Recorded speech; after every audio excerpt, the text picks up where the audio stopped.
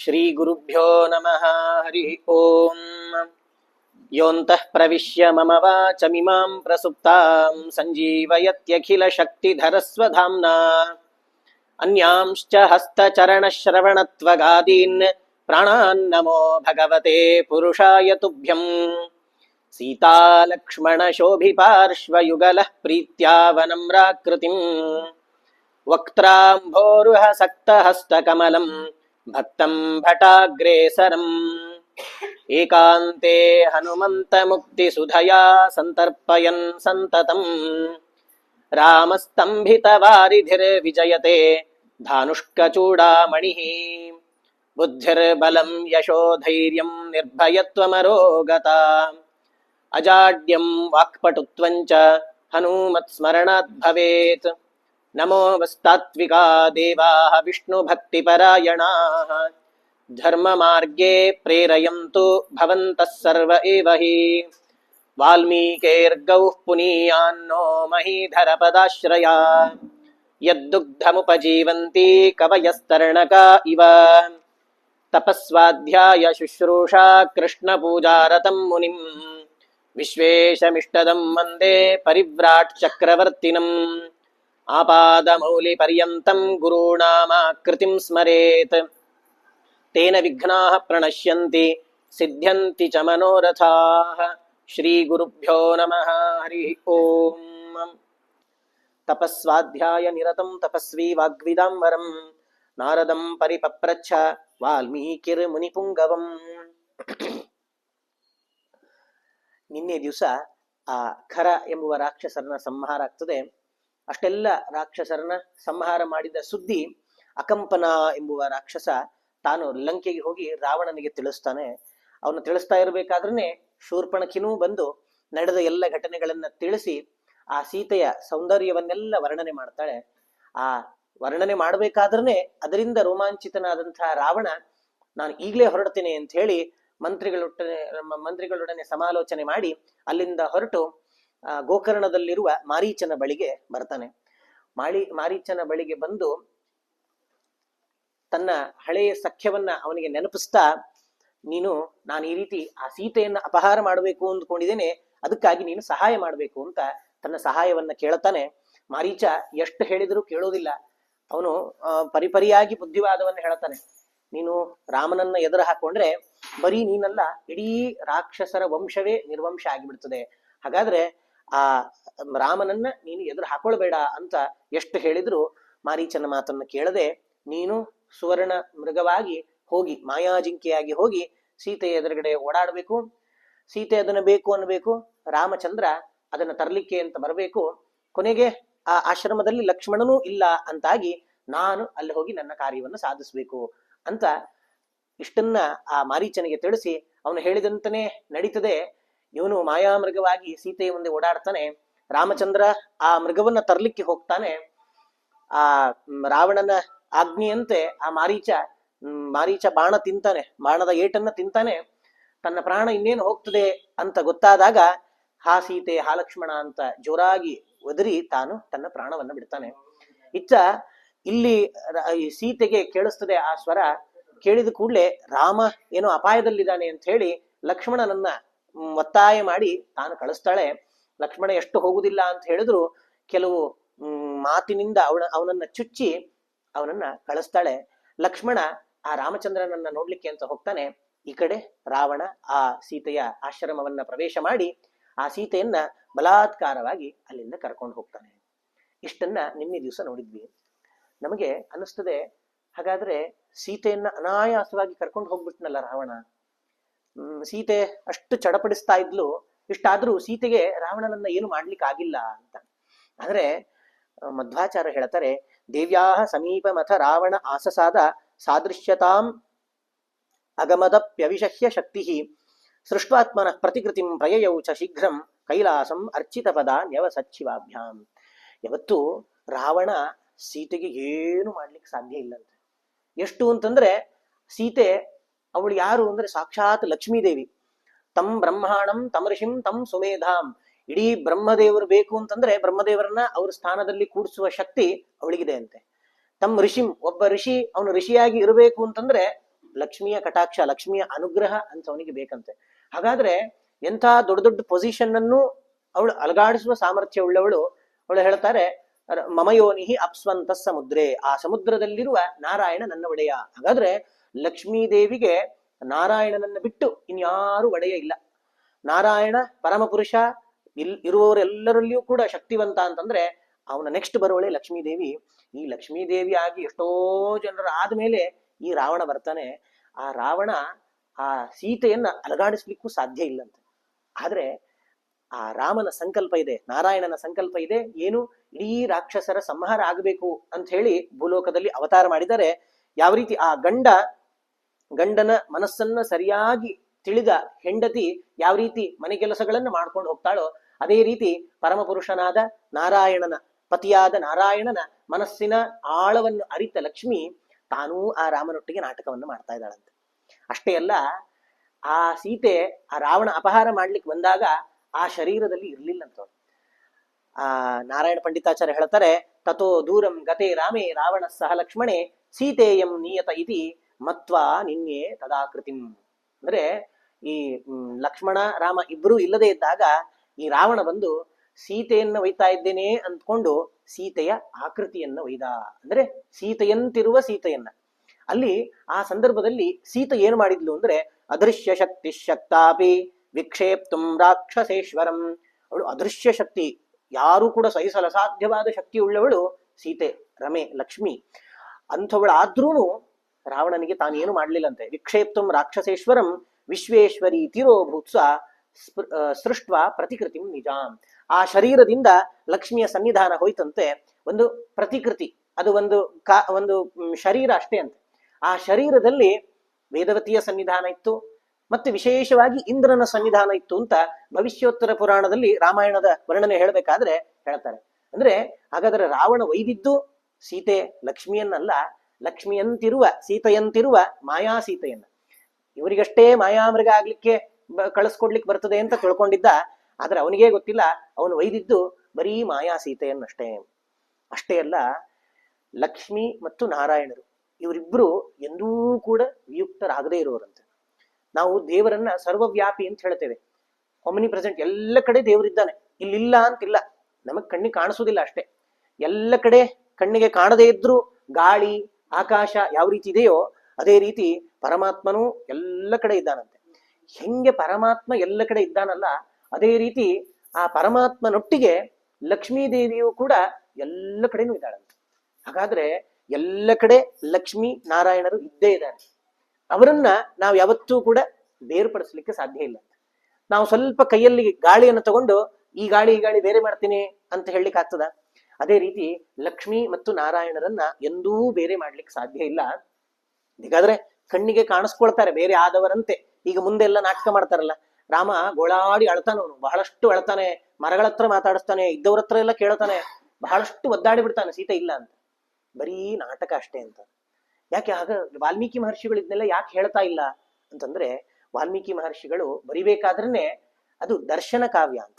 ಅಲ್ಲಿದ್ದ ಜನರು ಯಾವ ರೀತಿ ನೋಡಿದ್ರು ಅದನ್ನೇ ಹೇಳ್ತಾ ಹೋದ್ರು ಅವರು. ಸೀತೆ ಅಪಹಾರ ಆದಂತೆ ಅಲ್ಲಿದ್ದ ಜನರೆಲ್ಲ ನೋಡಿದ್ರು, ರಾಮ ಬಹಳಷ್ಟು ದುಃಖ ಪಡೋದನ್ನ ಅಲ್ಲಿಯ ಜನರು ನೋಡಿದ್ರು ಅಂತ. ಆ ರಾಮ ಅಲ್ಲಿದ್ದ ಜನರು ಯಾವ ರೀತಿ ದುಃಖ ಪಟ್ಟ, ಸೀತೆ ಯಾವ ರೀತಿ ವಿರತಳಾದ್ಲು, ಯಾವ ರೀತಿ ಬೇರೆ ಆದ್ಲು ರಾಮನಿಂದ ಅಂತ ಅನ್ನೋದನ್ನ ವಾಲ್ಮೀಕಿ ಮಹರ್ಷಿಗಳು ಹೇಳ್ತಾ ಹೋದ್ರೆ ಹೊರತು ಅದರ ಒಳಾರ್ಥವನ್ನ ಸಮಾಧಿ ಭಾಷೆಯಿಂದ ಹೇಳುವವರು ನಾರಾಯಣ ಪಂಡಿತಾಚಾರ್ಯ. ತಾತ್ಪರ್ಯ ನಿರ್ಣಯ ಇದನ್ನೆಲ್ಲ ತೆಗೆದಾಗ ಸಮಾಧಿ ಭಾಷೆಯ ನಮಗೆ ಒಳಾರ್ಥ ಗೊತ್ತಾಗ್ತದೆ. ಹಾಗಾದ್ರೆ ರಾವಣ ಒಯ್ದಿದ್ದು ಸೀತೆಯನ್ನಲ್ಲ, ಸೀತೆಯ ಆಕೃತಿಯನ್ನ. ಸೀತೆಯನ್ನ ಒಯ್ಲಿಕ್ಕೆ ರಾವಣನ ಕೈಲಿ ಸಾಧ್ಯ ಇಲ್ಲ. ಅಷ್ಟೇ ಅಲ್ಲ, ಲಕ್ಷ್ಮಿ ಮತ್ತು ನಾರಾಯಣರನ್ನ ಬೇರೆ ಮಾಡ್ಲಿಕ್ಕೆ ಸಾಧ್ಯ ಇಲ್ಲಂತೆ. ಇತರೇತರ ಯೋಗಿನೋ, ಒಬ್ಬರನ್ನೊಬ್ರು ಬಿಟ್ಟು ಒಂದು ಕ್ಷಣವೂ ಇಲ್ಲಂತೆ. ಎಷ್ಟು ಅಂದ್ರೆ ಇಡೀ ಜಗತ್ತು ಪ್ರಳಯ ಕಾಲದಲ್ಲಿ ಸುಟ್ಟು ಭಸ್ಮವಾಗಿ ಯಾವ ದೇವತೆಗಳು ಇಲ್ಲ, ಬ್ರಹ್ಮದೇವರವರೆಗೂ ಎಲ್ಲ ದೇವತೆಗಳು ಲಯ ಹೊಂದಿದ್ರು ಈ ಲಕ್ಷ್ಮೀನಾರಾಯಣರು ಮಾತ್ರ ಒಟ್ಟಿಗೆ ಇರ್ತಾರಂತೆ. ಅಂದ್ರೆ ಇಡೀ ಜಗತ್ತೇ ಇಲ್ಲ ಅನ್ನೋ ಸಂದರ್ಭದಲ್ಲಿಯೂ ಒಟ್ಟಿಗೆ ಇದ್ದವರು ಲಕ್ಷ್ಮಿ ಮತ್ತು ನಾರಾಯಣರು. ಇವರಿಬ್ಬರಿಗೆ ಎಂದೆಂದೂ ನಾಶ ಇಲ್ಲ ಅಂತ. ಹಾಗಾದ್ರೆ ಅಂಥ ಲಕ್ಷ್ಮೀನಾರಾಯಣರನ್ನ ಬೇರ್ಪಡಿಸ್ಲಿಕ್ಕೆ ಸಾಧ್ಯ ಇಲ್ಲ. ಆದ್ರೆ ಈ ಲಕ್ಷ್ಮಿಯೂ ನಾಟಕ ಮಾಡ್ತಾ ಇದ್ದಾಳಂತೆ, ಸೀತೆಯೂ ನಾಟಕ ಮಾಡುದು, ಇತ್ತ ರಾಮನೂ ನಾಟಕ ಮಾಡುದು ಅಂತ ಹೇಳಿ ಈ ರಾಕ್ಷಸರ ಸಂಹಾರಕ್ಕೆ ಒಂದು ನಾಟಕವನ್ನು ಮಾಡ್ತಾ ಇದ್ದಾರೆ. ನಾಟಕ ಮಾಡ್ಬೇಕಾದ್ರೆ ಅಳೋ ರೀತಿಯಾಗಿ ನಾಟಕ ಮಾಡ್ತಾರೆ. ನಾವು ಪಿಕ್ಚರ್ ಅಲ್ಲೆಲ್ಲ ನೋಡ್ತೇವೆ, ಬಹಳಷ್ಟು ಅಳ್ತಾರೆ, ಸಿಟ್ಟು ಬಂದ ಹಾಗೆ ತೋರಿಸ್ಕೊಳ್ತಾರೆ, ಅನುರಕ್ತಿ ವ್ಯಕ್ತಪಡಿಸ್ತಾರೆ. ಇಷ್ಟೆಲ್ಲ ಆಗ್ತದೆ. ಅವ್ರಿಗೆ ನಿಜವಾಗ್ಲೂ ಅಳುವಂತ ಇಲ್ಲ, ನಾಟಕ ಮಾಡಿದ್ದಷ್ಟೇ. ಯಾಕೆ? ಜನರೆಲ್ಲ ನೋಡ್ತಿರ್ತಾರಲ್ಲ, ಅವರಿಗೆ ಸಂತೋಷ ಆಗ್ಲಿ ಅಂತ ನಾಟಕ ಮಾಡಿದ್ದು. ಆ ರೀತಿ ಈ ರಾಕ್ಷಸರ ಸಂಹಾರ ಆಗ್ಬೇಕು, ಇದು ನಿಜವಾಗಿಯೂ ಆಗ್ಬೇಕು. ಅದಕ್ಕೋಸ್ಕರ ಬೇಕಾದಂತಹ ನಾಟಕಗಳನ್ನ ಈ ಸೀತೆ ಮತ್ತು ರಾಮಚಂದ್ರ ಇವರೆಲ್ಲರೂ ಕೂಡ ಮಾಡ್ತಾ ಇದ್ದಾರೆ. ಅದಕ್ಕೋಸ್ಕರನೇ ಲಕ್ಷ್ಮಣ ಹೋಗುದಿಲ್ಲ ಅಂತ ಹೇಳಿದ್ರು ಸೀತೆ ಕಳಿಸ್ಲಿಕ್ಕೆ ಬಹಳಷ್ಟು ಪ್ರಯತ್ನ ಪಟ್ಲು. ಅದಲ್ಲದೆ ಲಕ್ಷ್ಮಣ ತಾನು ಹೋಗೋದೇ ಇಲ್ಲ ಅಂತ ನಿಶ್ಚಯ ಮಾಡಿದ ಮೇಲೆ ಸೀತೆಗೆ ಗೊತ್ತಾಗ್ತದೆ, ಇವನು ಹಿಂಗೆ ಮೃದುವಾಗಿ ಹೇಳಿದ್ರೆ ಹೋಗೋನಲ್ಲ ಅಂತ ಹೇಳಿ ಕೆಲವು ಚುಚ್ಚು ಮಾತನ್ನ ಮಾತಾಡಿದ್ಲು. ಅದನ್ನು ಕೇಳಿ ಲಕ್ಷ್ಮಣ ಅನಿವಾರ್ಯವಾಗಿ ಅಲ್ಲಿಂದ ಹೋಗ್ಲೇಬೇಕಾಯ್ತು.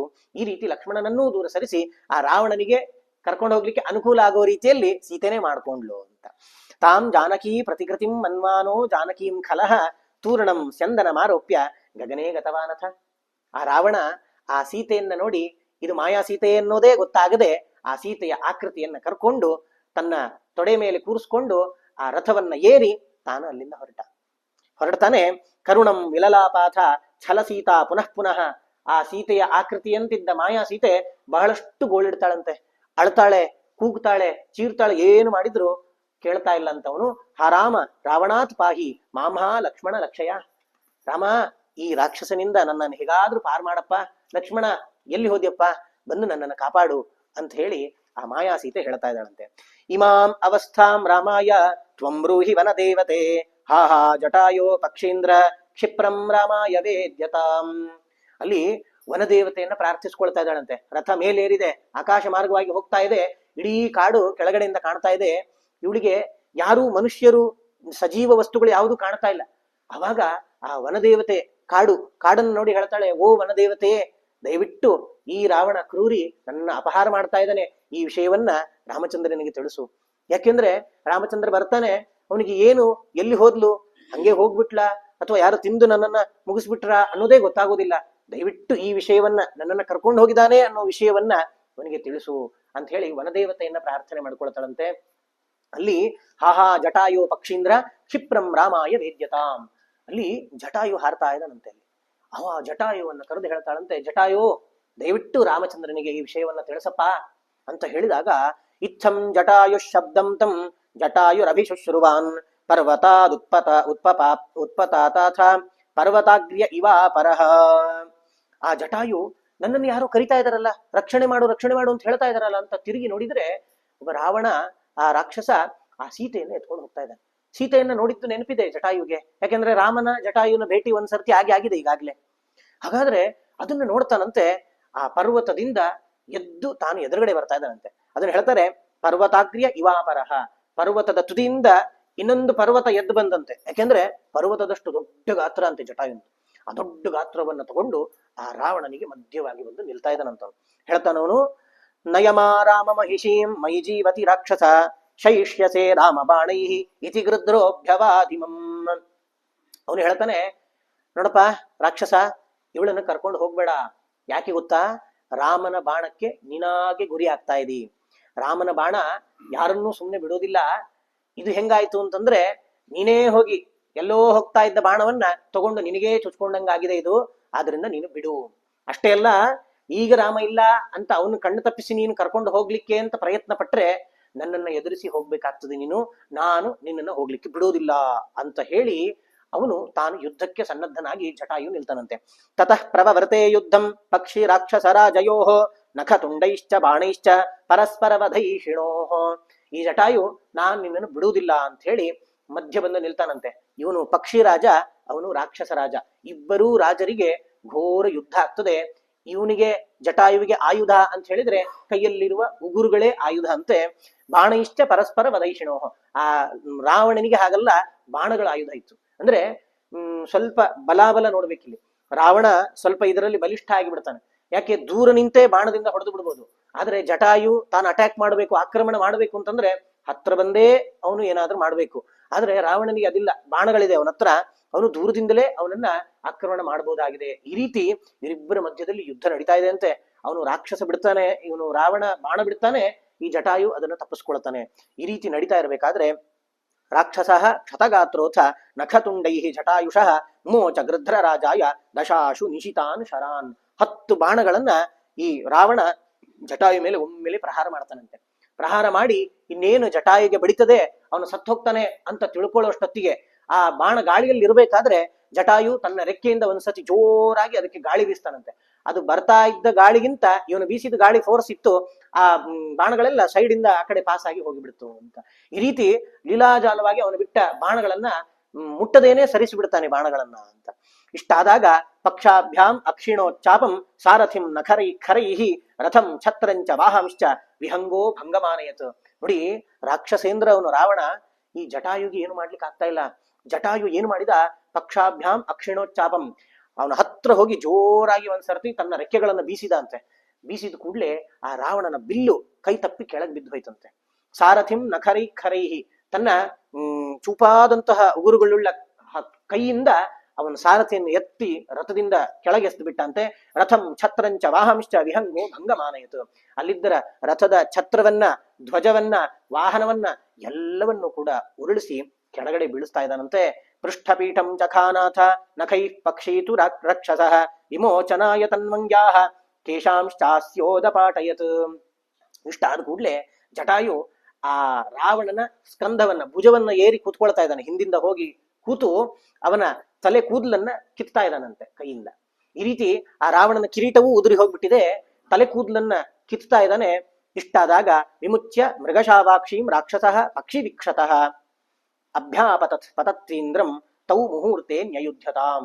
2 ಮುಹೂರ್ತಗಳ ಕಾಲ ಘೋರ ಯುದ್ಧ ಈ ರಾವಣನಿಗೂ ಅವನಿಗೂ ನಡೀತಂತೆ. ಇಷ್ಟಾದಾಗ ಸೀತೆಯನ್ನ ಬಿಟ್ಟುಬಿಡು ಅಂತ ಜೋರಾಗಿ ಆಕ್ರೋಶ ಮಾಡ್ತಾ ತಾನು ತನ್ನ ಚೂಪಾದ ಉಗುರುಗಳುಳ್ಳ ಕೈಯಿಂದ ಆ ರಾವಣನಿಗೆ ಪ್ರಹಾರ ಮಾಡ್ತಾ ಇದ್ದಾನೆ. ರಾವಣ ಪೂರ್ತಿ ಬೆನ್ನಲ್ಲೆಲ್ಲ ಗಾಯ ಆಗ್ಬಿಟ್ಟಿದೆ ಅಂತೆ, ಎಲ್ಲ ಕಡೆ ರಕ್ತ ಸೋರಿಬಿಟ್ಟಿದೆ ರಾವಣನಿಗೆ. ಇಷ್ಟಾದಾಗ ಆ ತಸ್ಯ ಶಾಂತಸ್ಯ ವೃದ್ಧಸ್ಯ ಪೃಷ್ಠ ವರ್ಷ ಸಹಸ್ರಿಣ ಷಷ್ಠಿ ವರ್ಷ ಸಹಸ್ರಿಣ ಪಕ್ಷವು ಪಾದವು ಚ ಪಾರ್ಶ್ವೇ ಚ ಖಡ್ಗೇನ ಅಖಂಡಯತ್ ಖಲಹ. ಇಷ್ಟಾಗ್ತದೆ, ಯುದ್ಧ ಆಗ್ತದೆ. ರಾವಣ ಈಗ ರಥದಲ್ಲಿಲ್ಲ, ಕೆಳಗೆ ಬಿದ್ದು ಬಿಟ್ಟಿದ್ದಾನೆ.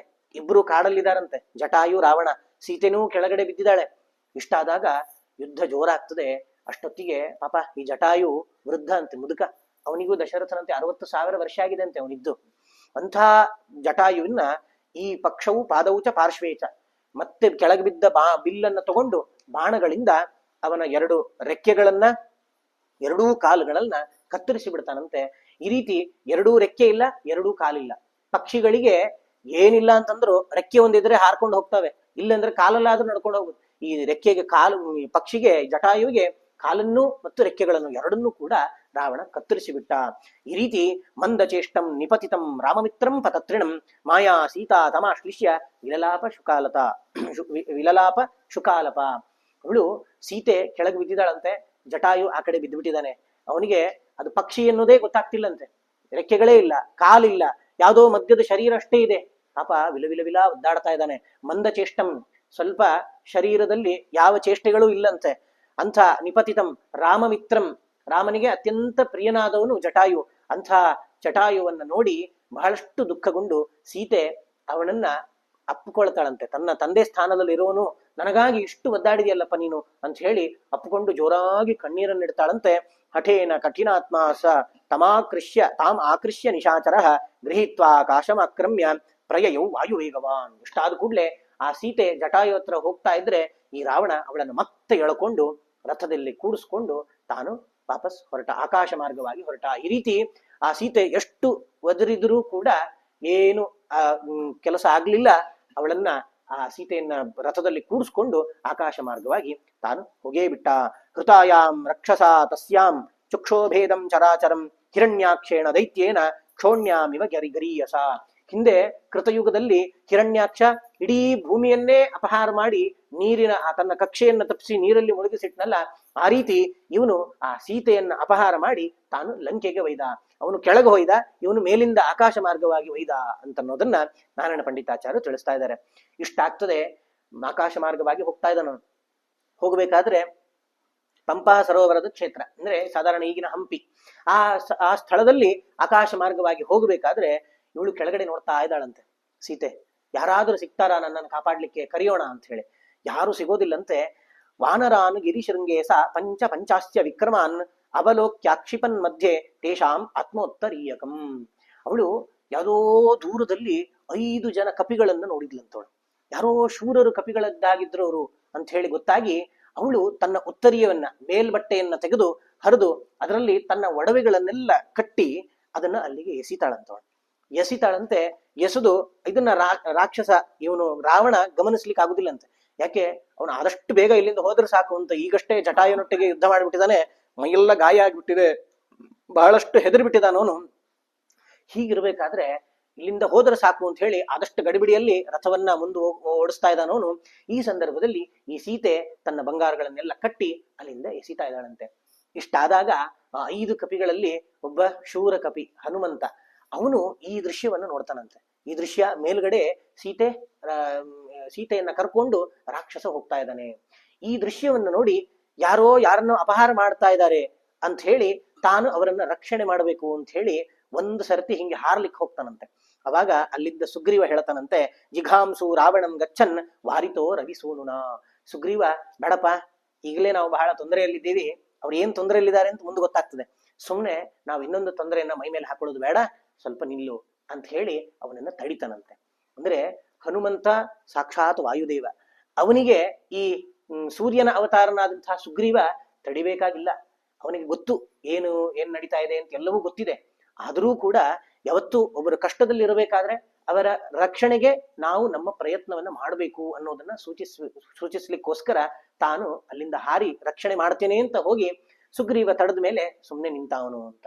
ಯಾಕೆ ರಕ್ಷಣೆ ಮಾಡ್ಲಿಲ್ಲ ಅಂತಂದ್ರೆ ಅವನಿಗೆ ಗೊತ್ತು ಇದು ರಾಮನ ಕೆಲಸ, ಮುಂದೆ ಆ ರಾಕ್ಷಸರ ಎಲ್ಲ ಸಂಹಾರ ಮಾಡ್ಬೇಕಾಗಿದೆ. ಈಗ ಏನು ಅಂದ್ರೆ ಈಗ ತಡೆದು ಬಿಟ್ರೆ ಇವ್ ರಾವಣ ಒಬ್ಬನೇ ಸಾಯ್ತಾನೆ, ಇಡೀ ರಾಕ್ಷಸ ಸಂಕುಲ ನಾಶ ಆಗ್ಬೇಕು, ಯುದ್ಧ ಆಗ್ಬೇಕು, ದೊಡ್ಡ ಯುದ್ಧ ನಡಿಬೇಕು.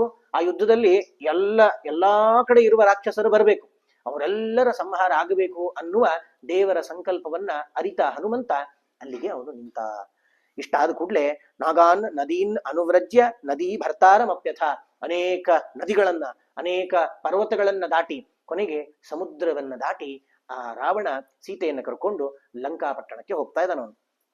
ರಕ್ಷೋ ವರಾನ್ ವರೋತ್ಸಿಕ್ತಾನ್ ಅಷ್ಟೌ ದುಷ್ಟ ಸಮಾದಿಶತ್ ಜನಸ್ಥಾನೇ ಹತಸ್ಥಾನೇ ರಾಮೋ ವಿಜ್ಞಾಯತಾಮಿತಿ. ಕೆಳಗೆ ಲ್ಯಾಂಡ್ ಆಗ್ತದೆ ಒಂದು ರಥ, ಕೆಳಗೆ ಇಳಿದು ಕೂಡ್ಲೆ ಅವಳನ್ನ ಕರ್ಕೊಂಡು ಬರ್ತಾ ಇದ್ದಾನೆ ಒಳಗಡೆ ತನ್ನ ಅಂತಃಪುರಕ್ಕೆ. 8 ಜನ ದುಷ್ಟ ದೈತ್ಯರನ್ನ ಕರೀತಾನಂತೆ. ಕರೆದು, ನಾನು ಈಗಷ್ಟೇ ಜನಸ್ಥಾನದಿಂದ ಬರ್ತಾ ಇದ್ದೇನೆ. ಜನಸ್ಥಾನ ಅಂತಂದ್ರೆ 14,000 ಜನ ಇದ್ರಲ್ಲ, ಖರದೂಷಣರಿದ್ರಲ್ಲ, ಆ ಜಾಗಕ್ಕೆ ಬೇಗ ನೀವು 8 ಜನ ಹೋಗ್ಬೇಕು. ಅಲ್ಲಿ ರಾಮನ ಕಥೆ ಏನಾಯ್ತು, ಅವನ್ ಏನಾಗ್ತಾ ಇದೆ, ಅಲ್ಲಿದ್ದ ನ್ಯೂಸ್ ಎಲ್ಲ ನನಗೆ ಬರಬೇಕು ಅಂತ ಹೇಳಿ 8 ಜನ ದೂತರನ್ನ ಅಲ್ಲಿಂದ ಕಳಿಸ್ತಾನಂತೆ. ಕಳಿಸಿ ಪ್ರವಿಶ್ಯಾಂತಃ ಪುರಂ ತನ್ವೈ ದರ್ಶಯಾಮ ಸರಾವಣ ಸರ್ವ ಸಂಪತ್ ಸಮೃದ್ಧಂ ತದ್ವಚನಂ ಛೇದಮಬ್ರವೀತ್. ಅವನು ಆ ಸೀತೆಯನ್ನ ಕರ್ಕೊಂಡು ಹೋಗಿ ತನ್ನ ಅಂತಃಪುರವನ್ನ ತೋರಿಸ್ತಾ ಇದ್ದಾನಂತೆ. ನೋಡು, ಇಂಥ ಅಂತಃಪುರ ನನ್ನ ಹತ್ರ ಇದೆ, ಎಷ್ಟು ಜನ ಸೇವಕಿಯರಿದ್ದಾರೆ ನೋಡು ಅಂತ ಹೇಳಿ ತನ್ನ ಅಂತಃಪುರವನ್ನೆಲ್ಲ ತೋರಿಸ್ತಾನಂತೆ. ಯಾಕೆ, ಸ್ವಲ್ಪ ಇವಳೇನಾದ್ರೂ ಮನಸ್ಸು ಬದಲಾಯಿಸ್ತಾಳೇನೋ, ನನ್ನ ಮೇಲೆ ಅನುರಕ್ತಿ ಬರ್ತದೇನೋ ಅವಳಿಗೆ ಅಂತ ಹೇಳಿ ತನ್ನ ಅಂತಃಪುರವನ್ನೆಲ್ಲ ತೋರಿಸಿ ಹೇಳ್ತಾನಂತೆ. ಆಗಂತೇದಂ ಕಥಂ ದುರ್ಗಂ ರಾಮ ಕಿಂವಾತ್ರ ಸಾಧಯೇತ್ ನಿರಾಶಾ ಭವ ರಾಮೇ ತ್ವಂ ಭಾರ್ಯಾಮೇ ಶ್ರೀಮತೋ ಭವ. ನಿನಗೆ ಬೇರೆ ಆಪ್ಷನ್ ಇಲ್ಲ, ನೋಡಿದೆಯಲ್ಲ ನನ್ನ ಲಂಕೆ ಎಲ್ಲಿದೆ ಅಂತ. ನಾವು ಎಷ್ಟು ದೂರ ಸಮುದ್ರ ಪ್ರಯಾಣ ಮಾಡಿ ಬಂದಿದ್ದೇವೆ. ಈಗ ಇಂಥ ಸಮುದ್ರವನ್ನ ದಾಟಿ ನಿನ್ನ ರಾಮಚಂದ್ರನಿಗೆ ಬರ್ಲಿಕ್ಕೆ ಆಗ್ತದ? ಅವನು ಸಮುದ್ರವನ್ನ ದಾಟಿದ್ರು ಇಂಥ ಅನೇಕ ಪರ್ವತಗಳಿಂದ ಒಳಗೊಂಡಂತಹ ದುರ್ಗಮಗಳನ್ನ ಹೊಂದಿರುವ ಈ ಲಂಕೆಯನ್ನ ಪ್ರವೇಶ ಮಾಡ್ಲಿಕ್ಕೆ ರಾಮಚಂದ್ರನ ಕೈಲಿ ಸಾಧ್ಯ ಆಗ್ತದೇನು ಅಂತ ಹೇಳಿ ಪ್ರಶ್ನೆ ಮಾಡ್ತಾ ಇದ್ದಾನಂತ. ಆದ್ರಿಂದ ನೀನು ನಿರಾಶೆ ಆಗ್ಬೇಡ, ನಿನಗೆ ನಾನಿದ್ದೀನಿ. ರಾಮಚಂದ್ರ ಇಲ್ಲ ಅಂತ ನೀನ್ ಬೇಜಾರು ಮಾಡ್ಕೋಬೇಡ, ನಾನಿದ್ದೀನಿ, ನನ್ನನ್ನ ಗಂಡನನ್ನಾಗಿ ನೀನು ಸ್ವೀಕಾರ ಮಾಡು ಅಂತ ಹೇಳಿ ಸೀತೆಯನ್ನ ಮತ್ತೆ ಪ್ರಚೋದನೆ ಒತ್ತಾಯಿಸ್ತಾ ಇದ್ದಾನಂತವನು. ಅವಾಗ ಹೇಳ್ತಾಳವಳು, ಇತ್ಯುಕ್ತ ಸಾಶ್ರು ನೇತ್ರೋಚೆ ಕುತ್ರ ರಾಮೋ ನಯಾಸ್ಯತಿ ಗುಪ್ತಂ ಸುರಾಸುರೈಶ್ಚತ್ವಾಂ ಸೂದಯೇದ್ ಭಗವಾನಿತಿ. ಒಂದು ತಿಳ್ಕೋ, ರಾವಣ ಅವಳು ಜೋರ್ ಅಳ್ತಾ ಇದ್ದಾಳಂತೆ. ಕಣ್ಣೀರು ಒರೆಸ್ಕೊಂಡು ರಾವಣನಿಗೆ ಹೇಳ್ತಾಳಂತೆ, ಒಂದು ತಿಳ್ಕೋ, ರಾಮಚಂದ್ರ ಇಲ್ಲದೆ ಇರುವ, ಬರ್ಲಿಕ್ಕೆ ಆಗದೆ ಇರುವ ಜಾಗ ಅಂತಾನೆ ಇಲ್ಲ. ಈ ಲಂಕೆ ಏನು ದೊಡ್ಡದಲ್ಲ, ನೀನು ಇಡೀ ದೇವತೆಗಳು ಅಸುರರು ಎಲ್ಲ ಸೇರಿ ನಿನ್ನನ್ನ ಕಷ್ಟಪಟ್ಟು ಎಲ್ಲಿ ಬಚ್ಚಿಟ್ಟಿದ್ರು ನಿನ್ನನ್ನ ಹುಡುಕಿ ಹೊಡೆಯುವ ಕೆಲಸವನ್ನ ರಾಮಚಂದ್ರ ಅನಾಯಾಸವಾಗಿ ಮಾಡ್ತಾನೆ, ಬೇಕಾದ್ರೆ ನೀನು ಕಾದು ನೋಡು ಅಂತ ಹೇಳಿ ಸ್ವಲ್ಪವೂ ವಿಚಲಿತಲಾಗದೆ ಅವಳು ರಾಮಚಂದ್ರ ನನ್ನನ್ನ ಕಾಪಾಡ್ಲಿಕ್ಕೆ ಅಂತ ಬಂದೇ ಬರ್ತಾನೆ ಅನ್ನೋ ವಿಚಾರವನ್ನ ಆ ರಾವಣನಿಗೆ ಹೇಳ್ತಾ ಇದ್ದಾಳವಳು. ತಥೋ ನಿರ್ಭರ್ತ್ಸಯನ್ ಕ್ರುದ್ಧೋ ರಾಕ್ಷಸೀಭಿಶ್ಚ ತರ್ಜಯನ್ ತನ್ವೀಂ ಅಶೋಕವನಿಕಾಂ ಯಾಪಯಾಮಾಸ ರಾಕ್ಷಸ. ಇಷ್ಟಾದ ಕೂಡ್ಲೆ ಅಲ್ಲಿದ್ದಂತಹ ರಾಕ್ಷಸರನ್ನ ಕರಿತಾನಂತೆ. ಕರೆದು ಇವಳನ್ನ ಅಶೋಕವನಕ್ಕೆ ಹಾಕ್ರಿ. ಅಶೋಕವನ ಅಂತ ಅವನದೊಂದು ಪ್ರೈವೇಟ್ ಪಾರ್ಕ್ ಮಾಡ್ಕೊಂಡಿದ್ದ ಅವನು. ಅಲ್ಲಿ ಬಹಳಷ್ಟು ದುಃಖ ಆದಾಗ ಬೇಜಾರಾದಾಗ ಹೋಗ್ತಿದ್ದ. ಶೋಕ ಇದ್ರೆ ಅವನು ಹೋಗಿ ಬರೋದ್ರೊಳಗೆ ಅಶೋಕ ಆಗ್ತಿದ್ದ, ಎಲ್ಲ ದುಃಖಗಳು ಹೋಗ್ತಿತ್ತಂತವನಿಗೆ. ಹಾಗಾಗಿ ಆ ಅಶೋಕವನ ಅಂತ ತಾನು ಪ್ರೆಸೆಂಟ್ ಪ್ರೀತಿಯಿಂದ ಖುಷಿಯಾಗಿರ್ಬೇಕು ಅನ್ನೋ ಉದ್ದೇಶದಿಂದ ಮಾಡಿಸಿದ ವನ. ಅಲ್ಲಿ ಅಶೋಕ ವೃಕ್ಷದ ಕೆಳಗೆ ಈ ಸೀತೆಯನ್ನ ಇಡ್ರಿ. ಯಾಕೆಂದ್ರೆ ಅಶೋಕವನ ಎಲ್ಲ ಶೋಕಗಳನ್ನ ಕಳೆದು ಬಿಡ್ತದೆ. ಇವಳಿಗೇನೋ ಗಂಡನ ಬಿಟ್ಟು ಬಂದಿನಿ ಅನ್ನೋ ಶೋಕ ಇರ್ತದೆ, ಸ್ವಲ್ಪ ದಿನದಲ್ಲಿ ಕಳೆದು ನನ್ನ ಹತ್ರ ಬರೋ ಹಂಗ ಆಗ್ಬೇಕು. ಆ ರೀತಿ ನೀವೆಲ್ಲ ಅವಳನ್ನ ಮಾಡಬೇಕು. ಮೊದಲು ಪ್ರೀತಿಯ ಮಾತಿಂದ ಅವಳಿಗೆ ಅರ್ಥ ಮಾಡಿಸ್ರಿ. ಆಗ್ಲಿಲ್ಲ ಅಂತಂದ್ರೆ ಆಮೇಲೆ ಹೆದರಿಸಿ ಆದ್ರೂ ಅವಳು ನನ್ನವಳಾಗಬೇಕು. ಆ ರೀತಿ ಮಾಡೋ ಜವಾಬ್ದಾರಿ ನಿಮ್ದು ಅಂತ ಹೇಳಿ ಎಲ್ಲ ರಾಕ್ಷಸಿಯರನ್ನ ಕರೆದು ಅವಳನ್ನ ಕೊಟ್ಟು ಕಳಿಸ್ತಾನಂತೆ. ಹಾಗಾಗಿ ಲಕ್ಷ್ಮೀ ಲಕ್ಷ್ಮೀಪತಿತೌ ಅಮಿತ ಗುಣಗಣೌ ಸರ್ವದಾ ಸರ್ವದೇಶೇ ವ್ಯಾಪ್ತೌ ನಿರ್ದೋಷ ಲೇಶೌ ಸಕಲ ತನುಭೃತಾಂ ಪ್ರೇರಕೌ ಲೀಲಯೈವ. ಇನ್ನು ಈ ಸೀತಾರಾಮರು ಅಂತಂದ್ರೆ ಯಾರು? ಸಾಕ್ಷಾತ್ ಲಕ್ಷ್ಮಿ ಮತ್ತು ನಾರಾಯಣರು. ಇವರು ಹಿಂದೆ ಹೇಳಿದಂತೆ ಇಲ್ಲದೇ ಇರೋ ಜಾಗ ಅಂತಿಲ್ಲ, ಎಲ್ಲ ಕಡೆಯೂ ಕೂಡ ವ್ಯಾಪಿಸಿ ಇದ್ದಾರೆ ಇವರು. ಅಂಥ ಸೀತಾರಾಮರನ್ನ ಕಥಮಥ ವಿರಹ ಸ್ಯಾತ್ತಯೋ ಶೋಕಲೇಶ. ಅವರಿಗೆ ನಾನು ವಿರಹ ಉಂಟು ಮಾಡಿದೆ, ಸೀತೆಯನ್ನ ರಾಮನಿಂದ ಬೇರೆ ಮಾಡಿಬಿಟ್ಟೆ ನಾನು ಅಂತ ರಾವಣ ತಿಳ್ಕೊಳ್ತಾ ಇದ್ದಾನೆ. ರಾಮನಿಂದ ಬೇರೆ ಆಗ್ಲು ಸೀತೆ ಇನ್ನವಳು ನನ್ನವಳು ಆಗ್ತಾಳೆ ಅಂತ ಹೇಳಿ ಅವನು ಅಂದ್ಕೊಳ್ತಾ ಇದ್ದಾನೆ. ಇದು ಹೇಗೆ ತಾನೇ ಸಾಧ್ಯ? ಎಲ್ಲಿಯೂ ಎಂದೂ ಆಗದೆ ಇರುವುದು ಇದು ಹೇಗಾಗ್ಲಿಕ್ಕೆ ಸಾಧ್ಯ? ಲಕ್ಷ್ಮೀ ನಾರಾಯಣರಿಗೆ ಸೀತಾರಾಮರಿಗೆ ಎಂದೂ ವಿಯೋಗ ಇಲ್ಲ. ಯಾಕೆ? ಸಕಲ ತನುಭೃತಾಂ ಪ್ರೇರಕವು. ಎಲ್ಲ ಶರೀರಿಗಳು, ನಾವೆಲ್ಲ ಮನುಷ್ಯರು ಅಂತ ಯಾರಿದ್ದೇವೆ ಎಲ್ಲರಿಗೂ ಕೂಡ ಪ್ರೇರಕರೇ ಲಕ್ಷ್ಮೀ ನಾರಾಯಣರಂತೆ. ಲಕ್ಷ್ಮಿ ಅಂತಂದ್ರೆ ಸಾಕ್ಷಾತ್ ಮನಸ್ಸು, ನಾರಾಯಣ ಅಂತ ಹೇಳಿದ್ರೆ ಆತ್ಮ. ಈ ಆತ್ಮ ಮನಸ್ಸುಗಳು ಸರಿಯಾಗಿ ನಮ್ಮ ಕೆಲಸ ಮಾಡ್ತಾ ಇದೆ ಅಂತಂದ್ರೆ ಲಕ್ಷ್ಮೀ ನಾರಾಯಣರ ಪ್ರೇರಣೆ ನಮಗಿದೆ ಅಂತ ಹೇಳಿ.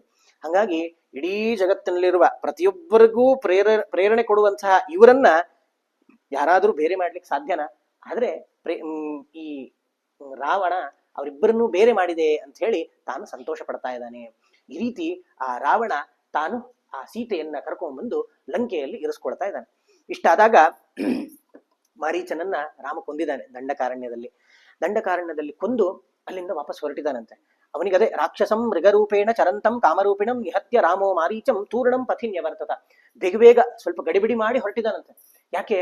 ಅವನಿಗೆ ಗೊತ್ತಿದೆ ಈ ರಾಕ್ಷಸ ಜೋರಾಗಿ ಹಾ ಸೀತೆ ಹಾ ಲಕ್ಷ್ಮಣ ಅಂತ ಹೇಳಿದಾನೆ.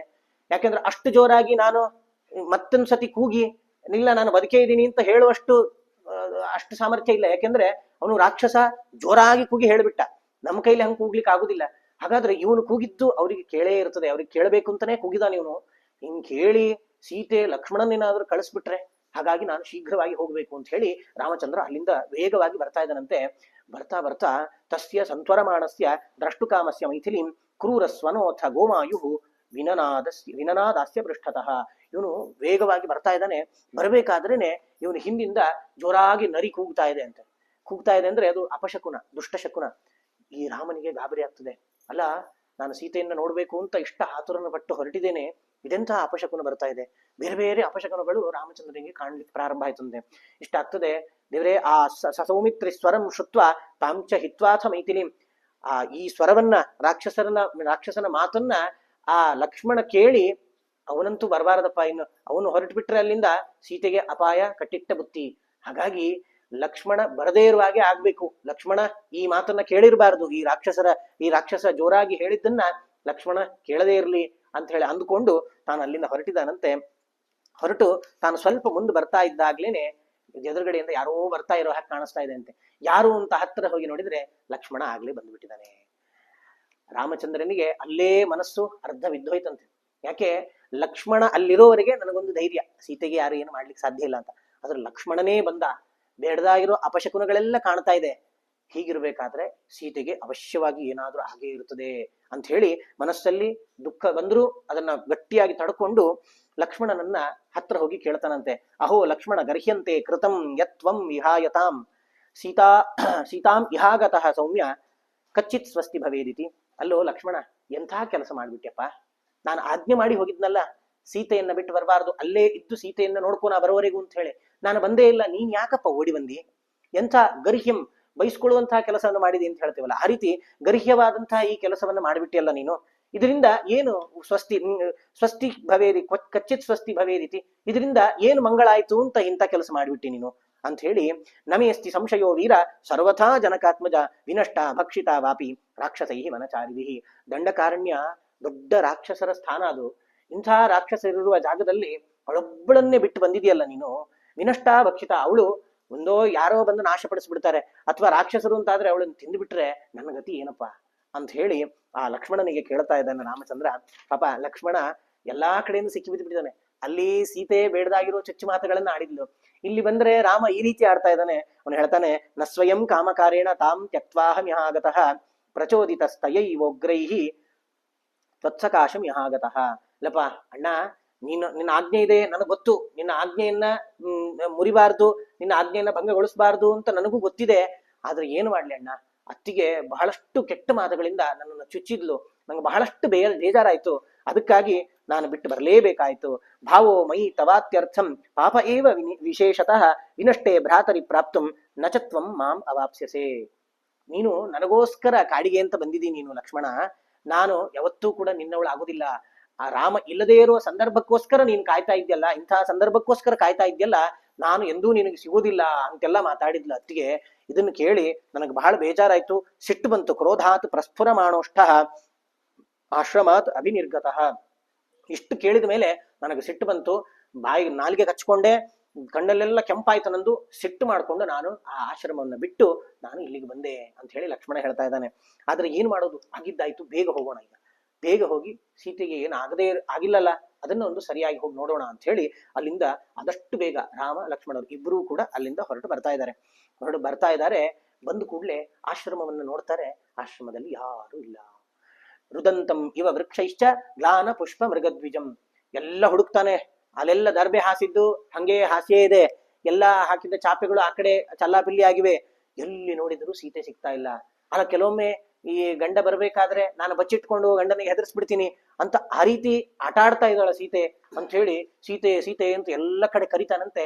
ಎಲ್ಲಿ ಕರೆದ್ರು ಸೀತೆ ಮಾತ್ರ ಪತ್ತೆನೇ ಇಲ್ಲ. ಅವನಿಗೆ ಗೊತ್ತಾಗ್ತದೆ, ಇಲ್ಲ ಅವಳು ಹಾಸ್ಯ ಮಾಡ್ಬೇಕು ಅಂತಿದ್ರೆ, ನನ್ನ ಆಟ ಆಡಿಸ್ಬೇಕು ಅಂತಿದ್ರೆ ಇಷ್ಟೊತ್ತಿಗಾದ್ರೂ ಬರ್ಬೇಕಿತ್ತು, ಇಷ್ಟಾದ್ರೂ ಇಷ್ಟು ಕರೆದ್ರು ನಾನು ಅಳ್ತಾ ಇದ್ರು ಬರ್ತಾ ಇಲ್ಲಲ್ಲ, ಅವಳು ಏನೋ ಆಗಿದೆ ಸೀತೆಗೆ. ಅಲ್ಲಿ ರುದಂತಂ, ಅವನು ಅಳ್ತಾ ಅಲ್ಲಿರುವ ಮರಗಳನ್ನು ಕೇಳ್ತಾ ಇದ್ದಾನಂತೆ. ಓ ಮರಗಳೇ, ಸೀತೆಯನ್ನ ನೋಡಿದ್ರಾ ನೀವು? ಗ್ಲಾನ ಪುಷ್ಪ ಮೃಗದ್ವಿಜಂ. ಅಲ್ಲಿ ಯಾವ ಲಕ್ಷಣಗಳು ಕಾಣ್ತಾ ಇಲ್ಲಂತೆ, ಮರಗಳೆಲ್ಲ ಸ್ತಬ್ಧವಾಗಿ ನಿಂತುಬಿಟ್ಟಿದೆ. ಆ ರಾವಣ ಬಂದು ಹೋದಾಗಿಂದ ಆ ರಾಕ್ಷಸನನ್ನು ನೋಡಿ ಮರಗಳೆಲ್ಲ ಸ್ತಬ್ಧವಾಗಿದೆ, ಗಾಳಿ ಹಾರಾಡ್ತಾ ಇಲ್ಲ, ಪುಷ್ಪಗಳೆಲ್ಲ ಬಾಡಿ ಹೋಗಿಬಿಟ್ಟಿವೆ ಅಂತೆ. ಅಲ್ಲಿದ್ದ ಪ್ರಾಣಿಗಳಿಗೂ ಕೂಡ ಮುಖದಲ್ಲಿ ತೇಜಸ್ಸಿಲ್ಲಂತೆ, ಸಪ್ಪಗಾಗಿಬಿಟ್ಟಿವೆ. ಇದನ್ನ ನೋಡ್ತಾ ಇದ್ರೆ ರಾಮನಿಗೆ ಯಾಕೋ ಮನಸ್ಸಲ್ಲಿ ಹೆದರಿಕೆ ಪ್ರಾರಂಭ ಆಯ್ತು. ಮೃತಾವ ನಷ್ಟಾವ ಭಕ್ಷಿತಾವ ಭವಿಷ್ಯತಿ. ಯಾಕೋ ಯಾರೋ ಅಪಹಾರ ಮಾಡಿಬಿಟ್ರ ಸೀತೆಯನ್ನ, ಅಥವಾ ಮೃತ ದೇಹತ್ಯಾಗ ಮಾಡಿಬಿಟ್ಲ ಸೀತೆ, ಅಥವಾ ಯಾರಾದ್ರೂ ಅವಳನ್ನ ತಿಂದುಬಿಟ್ರ ರಾಕ್ಷಸರು ಬಂದು. ಈ ಯಾವ ಲಕ್ಷಣಗಳು ಕಾಣ್ತಾ ಇಲ್ಲ, ಎಲ್ಲ ಅವಲಕ್ಷಣಗಳೇ ಕಾಣ್ತಾ ಇವೆ ಇಲ್ಲ ಅಂತ ಹೇಳಿ ಬಹಳಷ್ಟು ತಾನು ಬೇಜಾರು ಪಟ್ಕೊಳ್ತಾನೆ. ಆದ್ರೂ ಕೆಲವು ದಿಕ್ಕುಗಳಲ್ಲಿ ನೋಡೋಣ. ಕೆಲವೊಂದು ಸರ್ತಿ ಸೀತೆ ಇಲ್ಲದೆ ಇದ್ದಿದ್ದು ಅಂತಿದೆ. ಎಲ್ಲಿ ಒಂದು ನನ್ನ ಪೂಜೆಗೆ ಅಂತ ಹೇಳಿ ಹೂ ತರ್ಲಿಕ್ಕೆ ಹೋಗಿರ್ತಾಳೆ, ಅಥವಾ ನಮಗೆ ತಿನ್ಲಿಕ್ಕೆ ಬೇಕು ಅಂತ ಹಣ್ಣುಗಳನ್ನ ಕೀಳ್ಲಿಕ್ಕೆ ಹೋಗಿರ್ತಾಳೆ, ಅಥವಾ ಪದ್ಮಿನೀಂ ಯಾತ ಜಲಾರ್ಥಮ್ಮ ನದೀಂ ಗತ, ಇಲ್ಲ ನೀರ್ ತರ್ಲಿಕ್ಕೆ ಅಂತ ನದಿಗೆ ಹೋಗಿರ್ಬೋದಲ್ಲ, ಇಲ್ಲ ಕಮಲ ಪುಷ್ಪ ತರಬೇಕು ಅಂತ ಇಲ್ಲಿ ಪುಷ್ಕರಣಿ ಸರೋವರಕ್ಕೆಲ್ಲಾದ್ರೂ ಹೋಗಿರ್ಬೋದಲ್ಲ ಅಂತ ಹೇಳಿ ಅಲ್ಲೆಲ್ಲ ಕಡೆ ಹೋಗಿ ಹುಡುಕ್ತಾನಂತೆ. ಎಲ್ಲಿ ಹೋಗಿ ಹುಡುಕಿದ್ರು ಸೀತೆ ಇಲ್ಲ. ಇಷ್ಟಾಗ್ತದೆ. ಪಾಪ ಬಹಳಷ್ಟು ದುಃಖ ತಪ್ತನಾಗಿದ್ದಾನೆ. ಬಹಳ ದುಃಖ ಬಂದಾಗ ನಾವು ಚೇತನ ಅಚೇತನ, ಜಡ ಯಾವುದು ಚೇತನ ಯಾವುದು ಗೊತ್ತಾಗುದಿಲ್ಲಲ್ಲ. ಅವಾಗ ಜಡಗಳೊಟ್ಟಿಗೆ ಮಾತಾಡುವಂತೆ ಅಲ್ಲಿದ್ದ ಒಂದೊಂದೇ ಮರಗಳ ಹತ್ರ ಹೋಗಿ ಮಾತಾಡ್ತಾ ಇದ್ದಾನಂತೆ. ಒಂದು ಹೂವಿನ ಮರದ ಹತ್ರ ಹೋಗ್ತಾನೆ. ಓ ಹೂವಿನ ಮರ, ಸೀತೆಯನ್ನು ನೋಡಿದ್ಯಪ್ಪ, ದಿನಾ ನಿನ್ನಿಂದಲೇ ಅವಳು ಹೂವನ್ನ ಕೀಳ್ತಾ ಇದ್ಲಲ್ಲ, ಆ ಹೂವನ್ನ ನಾನು ಅವಳು ತಲೆಗೆ ಮುಡಿಸ್ತಾ ಇದ್ನಲ್ಲ, ಅಂಥ ಹೂವಿನ ಮರ ನೀನೇನಾದ್ರೂ ನೋಡಿದ್ಯಾ ಸೀತೆಯನ್ನ? ಕದಂಬ ವೃಕ್ಷ ನೀನು ನೋಡಿದ್ಯಾ? ಕೆಲವು ಹಣ್ಣಿನ ಮರಕ್ಕೆ ಹೋಗಿ ಕೇಳ್ತಾನಂತೆ. ಜಂಬೂ ಜಂಬೂ ವೃಕ್ಷದ ಹತ್ರ ಹೋಗಿ ಕೇಳ್ತಾನೆ, ಜಂಬೂ ವೃಕ್ಷ ನೀನು ಸೀತೆಯನ್ನು ನೋಡಿದ್ಯಾ ಅಂತ ಹೇಳಿ ಜೋರಾಗಿ ತನ್ನ ದುಃಖದಿಂದ ಬಹಳಷ್ಟು ಅಳ್ತಾ ಇದ್ದಾನೆ. ಅವಾಗ ಲಕ್ಷ್ಮಣ ಬಂದು ರಾಮಚಂದ್ರನ ಸಮಾಧಾನ ಮಾಡ್ತಾನಂತೆ. ಮಾವಿಷಾದಂ ಮಹಾಬುದ್ಧೆ ಕುರು ಯತ್ನಂ ಮಯಾ ಸಹ ಇದಂ ಗಿರಿವರಂ ವೀರ ಬಹು ಕಂದರ ಶೋಭಿತಂ. ಅಣ್ಣ ಬೇಜಾರು ಪಟ್ಕೊಳ್ಬೇಡ ಅಣ್ಣ, ಸಿಗ್ತಾಳೆ. ನಾವು ಇನ್ನು ಹುಡುಕ್ಲಿಕ್ಕೆ ಪ್ರಾರಂಭ ಮಾಡಿಲ್ಲ, ಸರಿಯಾಗಿ ಹುಡ್ಕೋಣ. ಎಲ್ಲಾದ್ರೂ ಇಲ್ಲೇ ಇರ್ತಾಳೆ. ಯಾವ ರಾಕ್ಷಸರು ಅಪಹಾರ ಮಾಡಿದ್ರು ದೂರ ಎಲ್ಲೂ ಹೋಗ್ಲಿಕ್ಕೆ ಆಗಲ್ಲ, ಈ ದಂಡಕಾರಣ್ಯದಲ್ಲೇ ಇರ್ಬೇಕಲ್ಲ.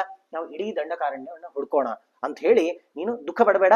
ಇದಂ ಗಿರಿವರಂ ವೀರ, ಇಲ್ಲಿ ಎದುರುಗಡೆ ಕಾಣ್ತಾ ಇದೆಯಲ್ಲ ಪರ್ವತ, ಈ ಪರ್ವತವನ್ನ ನೋಡೋಣ. ಯಾಕೆಂತಂದ್ರೆ ಈ ಪರ್ವತದಲ್ಲಿ ಬಹು ಕಂದರ ಶೋಭಿತಂ, ಅನೇಕ ಸಣ್ಣ ಸಣ್ಣ ಸಣ್ಣ ಸಣ್ಣ ಗುಹೆಗಳಿವೆ. ಹಾಗಾಗಿ ಎಲ್ಲ ಗುಹೆಗಳನ್ನು ಹುಡ್ಕೋಣ, ಎಲ್ಲಿ ಸಿಗ್ಲಿಲ್ಲ ಅಂದ್ರೂ ತೊಂದರೆ ಇಲ್ಲ, ನಾವು ಈ ಪರ್ವತ ಬಿಟ್ಟು ಬೇರೆ ಕಡೆನೂ ಹುಡ್ಕೋಣ ಅಂತ ಹೇಳಿ ಎಲ್ಲ ಕಡೆ ಹುಡುಕ್ಲಿಕ್ಕೆ ಹೊರಡ್ತಾರಂತೆ. ತೌ ವನಾನಿ ಗಿರೀಂಶ್ಚೈವ ಸರಿತಶ್ಚ ಸರಾಂಸಿಚ, ಅವರು ಅಲ್ಲಿದ್ದ ಎಲ್ಲ ಕಾಡುಗಳನ್ನು ಹುಡುಕಿದ್ರು, ದೊಡ್ಡ ದೊಡ್ಡ ಪರ್ವತಗಳನ್ನ ಹುಡುಕಿದ್ರಂತೆ. ಸರಿತಃ, ಅಲ್ಲೆಲ್ಲ ಕಡೆ ನದಿ ಇದೆ, ಎಲ್ಲಿ ಪುಷ್ಕರಿಣಿ ಇದೆ, ಸರೋವರಗಳಿವೆ, ಅಲ್ಲೆಲ್ಲ ಕಡೆ ಹುಡುಕಿದ್ರು ಕೂಡ ಎಲ್ಲಿಯೂ ಕೂಡ ಸೀತೆ ಸಿಗ್ತಾ ಇಲ್ಲ. ವಿಚಿತ್ಯ ಸರ್ವತಃ ಶೈಲಂ ರಾಮೋ ಲಕ್ಷ್ಮಣಂ ಅಬ್ರವೀತ್ ನೇಹ ಪಶ್ಯಾಮಿ ಸೌಮಿತ್ರೇ ವೈದೇಹೀಂ ಪರ್ವತೇ ಶುಭಾಂ. ಇಡೀ ಪರ್ವತವೇ ಹುಡುಕಿ ಆಯ್ತು ಲಕ್ಷ್ಮಣ, ಎಲ್ಲಿಯೂ ಕೂಡ ನನ್ನ ಹೆಂಡತಿ ಸೀತೆ ಸಿಗ್ತಾ ಇಲ್ಲ, ನಾನು ಏನು ಮಾಡ್ಬೇಕೀಗ? ರಾಮ ಬಹಳಷ್ಟು ದುಃಖಪಟ್ಟು ತಾನು ಅಳ್ತಾನೇ ಇದ್ದಾನಂತೆ. ಅವನು ಅಳ್ತಾ ದುಃಖದಲ್ಲಿ ಪಾಪ ಮುಂದಿಂದೆಲ್ಲ ಆಲೋಚನೆ ಮಾಡಿ ನಾವು ಬೇಜಾರು ಪಟ್ಕೊಳ್ತೀವಲ್ಲ. ನಾವು ರಾಜ್ಯವನ್ನ ಬಿಟ್ಟು ಇಲ್ಲಿಗೆ ಬರ್ಬೇಕಾದ್ರೆ ಸೀತೆ ರಾಮ ಎಲ್ಲ ಒಟ್ಟಿಗೆ ಬಂದಿದ್ವಿ, ನಾವು ಈಗ ವಾಪಸ್ ಹೋಗ್ಬೇಕಾದ್ರೆ ನಾನು ಸೀತೆಯನ್ನು ಬಿಟ್ಟು ಒಬ್ಬನೇ ಹೋಗ್ಬೇಕಾಗ್ತದಲ್ಲ. ನಾಳೆ ದಿವಸ ಸೀತೆಯ ತಂದೆ ಬರ್ತಾನೆ, ಜನಕ ಮಹಾರಾಜ ಬಂದು, ಏನಪ್ಪಾ ರಾಮ ವನವಾಸ ಎಲ್ಲ ಚೆನ್ನಾಗ್ ಆಯ್ತಾ ಅಂತ ಕೇಳಿದಾಗ ಈ ಮುಖದಿಂದ ನಾನು ಏನಂತ ಉತ್ತರ ಕೊಡ್ಲಿ? ಸೀತೆಯೇ ಇಲ್ಲ, ಸೀತೆಯನ್ನ ಕಳ್ಕೊಂಡ್ ಬಂದಿದ್ದೇನೆ ಅಂತ ನಾನು ಬಾಯ್ಬಿಟ್ಟು ಹೇಳಲಿಕ್ಕೆ ಆಗ್ತದ? ಹಾಗಾದ್ರೆ ನಾನು ಈ ರಾಜ್ಯ, ಈ ವನವಾಸ ಎಲ್ಲ ಮುಗಿದ ಮೇಲೆ ನಾನು ಯಾವ ಮುಖ ಇಟ್ಕೊಂಡು ನನ್ನ ರಾಜ್ಯಕ್ಕೆ ಕಾಲಿಡ್ಲಿ ಅಂತ ಕೇಳ್ತಾ ಇದ್ದಾನೆ. ಇದರೊಟ್ಟಿಗೆ ಅಥವಾ ನಗಮಿಷ್ಯಾಮಿ ಪುರೀಂ ಭರತ ಪಾಲಿತಾಂ ಸ್ವರ್ಗೋಪಿ ತಯಾ ಹೀನಃ ಶೂನ್ಯ ಏವ ಮತೋ ಮಮ. ಅಲ್ಲ, ನಾನೊಂದು ಕೆಲಸ ಮಾಡ್ತೇನೆ ಲಕ್ಷ್ಮಣ, ವನವಾಸ ಮುಗಿಸಿ ನಾನು ಇಲ್ಲೇ ಇದ್ಬಿಡ್ತೀನಪ್ಪ, ನೀನು ಹೋಗು, ನನಗೆ ಯಾಕೋ ಆ ಅಯೋಧ್ಯೆಗೆ ಬರ್ಲಿಕ್ಕೆ ಮನಸ್ಸಿಲ್ಲ. ಸೀತೆ ಇಲ್ಲದ ಅಯೋಧ್ಯೆ, ಅಯೋಧ್ಯೆ ಅಲ್ಲ ಸ್ವರ್ಗಲೋಕವೂ ಕೊಟ್ಟರೂ ಕೂಡ ಸೀತೆ ಇಲ್ಲ ಅಂತಂದ್ರೆ ಆ ಸ್ವರ್ಗಲೋಕವನ್ನ ನಾನು ಬಿಟ್ಟು ಬಿಡ್ತೇನೆ, ನನಗೆ ಬೇಡ. ಹಾಗಾದ್ರೆ ಸೀತೆ ನಮಗೆ ಸಿಗ್ತಾ ಇಲ್ಲ ಅಂತ ಹೇಳಿ ಬಹಳಷ್ಟು ದುಃಖಪಟ್ಟು ತನ್ನ ದುಃಖವನ್ನ ಅಲ್ಲಿರುವವನು ಲಕ್ಷ್ಮಣ ಮಾತ್ರ ಅವನ ಮುಂದೆ ವ್ಯಕ್ತಪಡಿಸ್ತಾ ಇದ್ದಾನಂತೆ. ಇಷ್ಟಾಗಿ ಮುಂದಿನ ಕಾಡಿಗೆ ಹುಡುಕ್ಲಿಕ್ಕೆ ಅಂತ ಹೋಗ್ತಾರೆ. ಅಲ್ಲಿ ಹುಡುಕ್ತಾ ಇದ್ದಾರೆ, ಎಲ್ಲಿಯೂ ಕೂಡ ಸೀತೆ ಸಿಗ್ತಾ ಇಲ್ಲ. ಇಡೀ ದಟ್ಟ ಕಾಡು, ಎಲ್ಲಿಂತ ಹುಡುಕೋದು? ಅಷ್ಟೊತ್ತಿಗೆ ಅಲ್ಲಿದ್ದ ಪ್ರಾಣಿಗಳಿದ್ವಂತೆ. ಏತೇ ಮಹಾ ಮೃಗಾವೀರ ಮಾಮೀಕ್ಷಂತೆ ಪುನಃ ಪುನಃ ವಕ್ತು ಕಾಮ ಇಹ ಹಿಮೆ ಇಂಗಿತಾನ್ಯುಪಲಕ್ಷಯೇ. ಆ ಪಾಪ ಪ್ರಾಣಿಗಳು, ಸಣ್ಣ ಸಣ್ಣ ಈ ಮೊಲಗಳು, ಕಪಿಗಳು, ಅಳಿಲು, ಇವೆಲ್ಲ ಸಣ್ಣ ಸಣ್ಣ ಪಕ್ಷಿಗಳು ರಾಮಚಂದ್ರನನ್ನ ನೋಡೋದಂತೆ. ಒಂದೇ ಸರ್ತಿ ದಕ್ಷಿಣ ದಿಕ್ಕನ್ನು ನೋಡಿ ಆಕಾಶ ನೋಡುವುದು, ರಾಮಚಂದ್ರನ ನೋಡೋದು, ದಕ್ಷಿಣ ದಿಕ್ಕು ಆಕಾಶ ನೋಡುವುದು. ಹಿಂಗ ನೋಡ್ತಾ ಇದ್ದಾಗ ರಾಮಚಂದ್ರ ಅನ್ಕೊಂಡಂತೆ, ಅಲ್ಲ ಈ ಪ್ರಾಣಿಗಳು ಪಾಪ ಬಾಯಿಲ್ಲ, ಅವುಗಳಿಗೆ ಏನೋ ಹೇಳಲಿಕ್ಕೆ ಬಯಸ್ತಾ ಇವೆ, ಅವು ನಮ್ಗೆ ಗೊತ್ತಾಗ್ತಾ ಇಲ್ಲ ಅಂತ ಹೇಳಿ ರಾಮಚಂದ್ರನ ನೋಡೋದು, ದಕ್ಷಿಣ ದಿಕ್ಕು ನೋಡೋದು ಅಂತ. ಇಷ್ಟಾದಾಗ ಅವನಿಗೆ ಒಂದು ಹಿಂಟ್ ಸಿಗ್ತದಂತೆ, ಈ ನಮ್ಮನ್ನ ನೋಡಿ ದಕ್ಷಿಣ ದಿಕ್ಕು ನೋಡ್ತಾ ಇವೆ ಅಂತಂದ್ರೆ ಯಾರೋ ಇಲ್ಲಿಗೆ ಈ ದಿಕ್ಕಿಂದ ಕರ್ಕೊಂಡು ಹೋಗಿರ್ಬೇಕು ಸೀತೆಯನ್ನ ಅಂತ ಹೇಳಿ ನೋಡಿ. ಅವಾಗ ಆ ಪ್ರಾಣಿಗಳು ಕೂಡ ತಮ್ಮ ಮನಸ್ಸಿನಲ್ಲಿರುವ ಅಭಿಪ್ರಾಯವನ್ನ ಅಭಿವ್ಯಕ್ತಿಪಡಿಸುದು ಅಂತ. ಅಂದ್ರೆ ಪ್ರಾಣಿಗಳಿಗೂ ಕೂಡ ಬುದ್ಧಿ ಇರ್ತದೆ, ಅವುಗಳು ಹೇಳಿದ್ದು ನಮ್ಗೆ ಅರ್ಥ ಆಗೋದಿಲ್ಲ ಅಷ್ಟೇ. ರಾಮ ಆದ್ರಿಂದಾಗಿ ಅವನಿಗೆ ಅರ್ಥ ಆಯ್ತು, ಆ ಕಾಡಲ್ಲೇ ಇದ್ದು ಬೆಳೆದಿದ್ರಿಂದ, ಅಲ್ಲೇ ಅನೇಕ ವರ್ಷಗಳ ಕಾಲ ಇದ್ದಿದ್ರಿಂದ ಪ್ರಾಣಿಗಳು ಹೇಳೋದು ಅರ್ಥ ಆಗ್ತಾ ಇತ್ತು. ಆ ಪ್ರಾಣಿಗಳು ದಕ್ಷಿಣ ದಿಕ್ಕನ್ನು ನೋಡೋದನ್ನ ನೋಡಿ ಅವನು ಬಾಢಮಿತ್ಯೇವ ಕಾಕುತ್ಸ್ಥ ಪ್ರಸ್ಥಿತೋ ದಕ್ಷಿಣಾಂ ದಿಶಂ ಲಕ್ಷ್ಮಣ ಅನುಗತ ಶ್ರೀಮಾನ್ ವೀಕ್ಷಮಾಣೋ ವಸುಂಧರ. ಇಡೀ ಭೂಭಾಗವನ್ನೇ ಹುಡುಕ್ತೇನೆ ನಾನು ಅಂತ ಹೇಳಿ ಆ ದಕ್ಷಿಣ ದಿಕ್ಕಿಗೆ ತಾನು ರಾಮಚಂದ್ರ ಆ ಲಕ್ಷ್ಮಣನೊಟ್ಟಿಗೆ ಹುಡುಕ್ತಾ ಹೋದಂತೆ. ಹುಡುಕ್ತಾ ಹೋದಾಗ ಅಲ್ಲಿ ಕೆಲವು ಕುರುಹುಗಳು ಸಿಗ್ಲಿಕ್ಕೆ ಪ್ರಾರಂಭ ಆಯ್ತಂತೆ. ಅಭಿಜಾನಾಮಿ ಪುಷ್ಪಾಣಿ ತಾನೀಮಾನೀಹ ಲಕ್ಷ್ಮಣ ಅಪಿನದ್ಧಾನಿ ವೈದೇಹ್ಯ ಮಯಾ ದತ್ತಾನಿ ಕಾನನೆ. ಓ, ಹೂಗಳು ಬಿದ್ದಿವೆ ಇಲ್ಲಿ. ಅಲ್ಲ, ಕಾಡು ಅಂದ್ರೆ ಹೂಗಳು ಬಿದ್ದಿರ್ತದಲ್ಲ ಅಂದ್ರೆ ಇಲ್ಲಂತೆ. ಆ ಹೂವನ್ನ ಎತ್ತಿ ರಾಮಚಂದ್ರ ನೋಡಿದ್ರೆ, ಇದು ನಾನು ಇವತ್ತು ಬೆಳಿಗ್ಗೆ ಮುಡಿಸಿದ ಹೂ, ಅವಳಿಗೆ ಇವತ್ತು ಬೆಳಿಗ್ಗೆ ಆ ಸೀತೆಗೆ ನಾನು ಹೂ ಮುಡಿಸಿದ್ದೆ, ಅದೇ ಹೂ ಇಲ್ಲಿ ಬಿದ್ದಿದೆ. ಈ ಹೂವಿನ ಮರ ಅಲ್ಲಿ ಇಲ್ಲಿ ಬೇರೆ ಎಲ್ಲಿಯೂ ಕೂಡ ಇಲ್ಲ. ಹಾಗಾಗಿ ಈ ಹೂ ಇಲ್ಲಿ ಬಿದ್ದಿದೆ ಅಂತಂದ್ರೆ ಸೀತೆ ಈ ಮಾರ್ಗವಾಗಿ ಹೋಗಿದ್ದಾಳೆ ಅಂತ ಸ್ವಲ್ಪ ಕುರುಹು ಸಿಗ್ತದೆ. ಅಲ್ಲಿಂದ ಮುಂದೆ ಹೋಗ್ತಾರಂತವರು. ಮುಂದೆ ಹೋಗ್ತಾ ಹೋಗ್ತಾ ಭಗ್ನಂ ಧನುಶ್ಚ ತೂಣೀಚ ವಿಕೀರ್ಣಂ ಬಹುಧಾ ರಥಂ ಸಂಭ್ರಾಂತ ಹೃದಯೋ ರಾಮ ಶಶಂಸ ಭ್ರಾತರಂ ಪ್ರಿಯಂ. ಅಲ್ಲಿ ಮುಂದೆ ಹೋಗ್ತಾ ಇದ್ದ ಹಾಗೆ ಒಂದು ದೊಡ್ಡ ರಥ, ಅದು ಪೂರ್ತಿ ಭಗ್ನವಾಗಿ ಮುರಿದು ಬಿದ್ದಿದೆ ಅಂತ. ಆ ಜಟಾಯುವಿಗೆ ಮತ್ತೆ ರಾವಣನಿಗೆ ಯುದ್ಧ ಆಯ್ತಲ್ಲ, ಆ ಜಾಗಕ್ಕೆ ಹೋದ್ರು ಅವರು. ಅಲ್ಲಿ ಹೋದ್ರೆ ರಥ ಬಿದ್ದಿದೆ, ಧನುಸ್ಸು, ಖಡ್ಗ ಎಲ್ಲವೂ ಕೂಡ ಬಿದ್ದಿದೆ ಅಂತ ಹೇಳಿ. ಆ ಬಿದ್ದುದನ್ನು ನೋಡಿ ಆಶ್ಚರ್ಯ ಆಗ್ತದೆ. ಆದ್ರೆ ಇದನ್ನೆಲ್ಲ ಬಿದ್ರೆ ಸೀತೆಗೆ ಇದರಿಂದ ಏನು ರಿಲೇಷನ್ ಇದೆ ಅಂತ ನಾವು ತಿಳ್ಕೊಳ್ಳಿಕ್ ಆಗುದಿಲ್ಲ. ಯಾಕಂದ್ರೆ ಯಾರೋ ಏನೋ ಯುದ್ಧ ಮಾಡಿರ್ಬೇಕು ಅಂತ ಅನ್ಕೊಳ್ಬಹುದು. ಆದ್ರೆ ಸ್ವಲ್ಪ ಮುಂದೆ ಹೋಗ್ತಾ ಇದ್ದ ಹಾಗೆ ಪಶ್ಯ ಲಕ್ಷ್ಮಣ ವೈದೇಹ್ಯಾ ಕಿರಣಾ ಕನಕಬಿಂದವ, ಸೀತೆಯ ಗೆಜ್ಜೆಯ ಮಣಿಗಳು, ಗೆಜ್ಜೆಯಲ್ಲಿರುವ ಮಣಿಗಳು ಬಿದ್ದಿದ್ದು ಕಾಣಿಸದಂತೆ. ನೋಡು ನೋಡು, ಇದು ಸೀತೆಯ ಕಾಲಿನ ಗೆಜ್ಜೆಯ ಮಣಿಗಳೇ ಇವು. ಹಾಗಾದ್ರೆ ಇಲ್ಲಿ ಏನೋ ಯುದ್ಧ ನಡೆದಿದೆ ಅಂದ್ರೆ ಸೀತೆ ಹೋಗ್ಬೇಕಾದ್ರೆ ಯಾರೋ ಬಂದು ಯುದ್ಧ ಮಾಡಿದ್ದಾರೆ ಆ ವ್ಯಕ್ತಿಯೊಟ್ಟಿಗೆ ಅಂತ ಹೇಳಿ ಅವನಿಗೆ ಕುರುಹು ಸಿಗ್ತದೆ.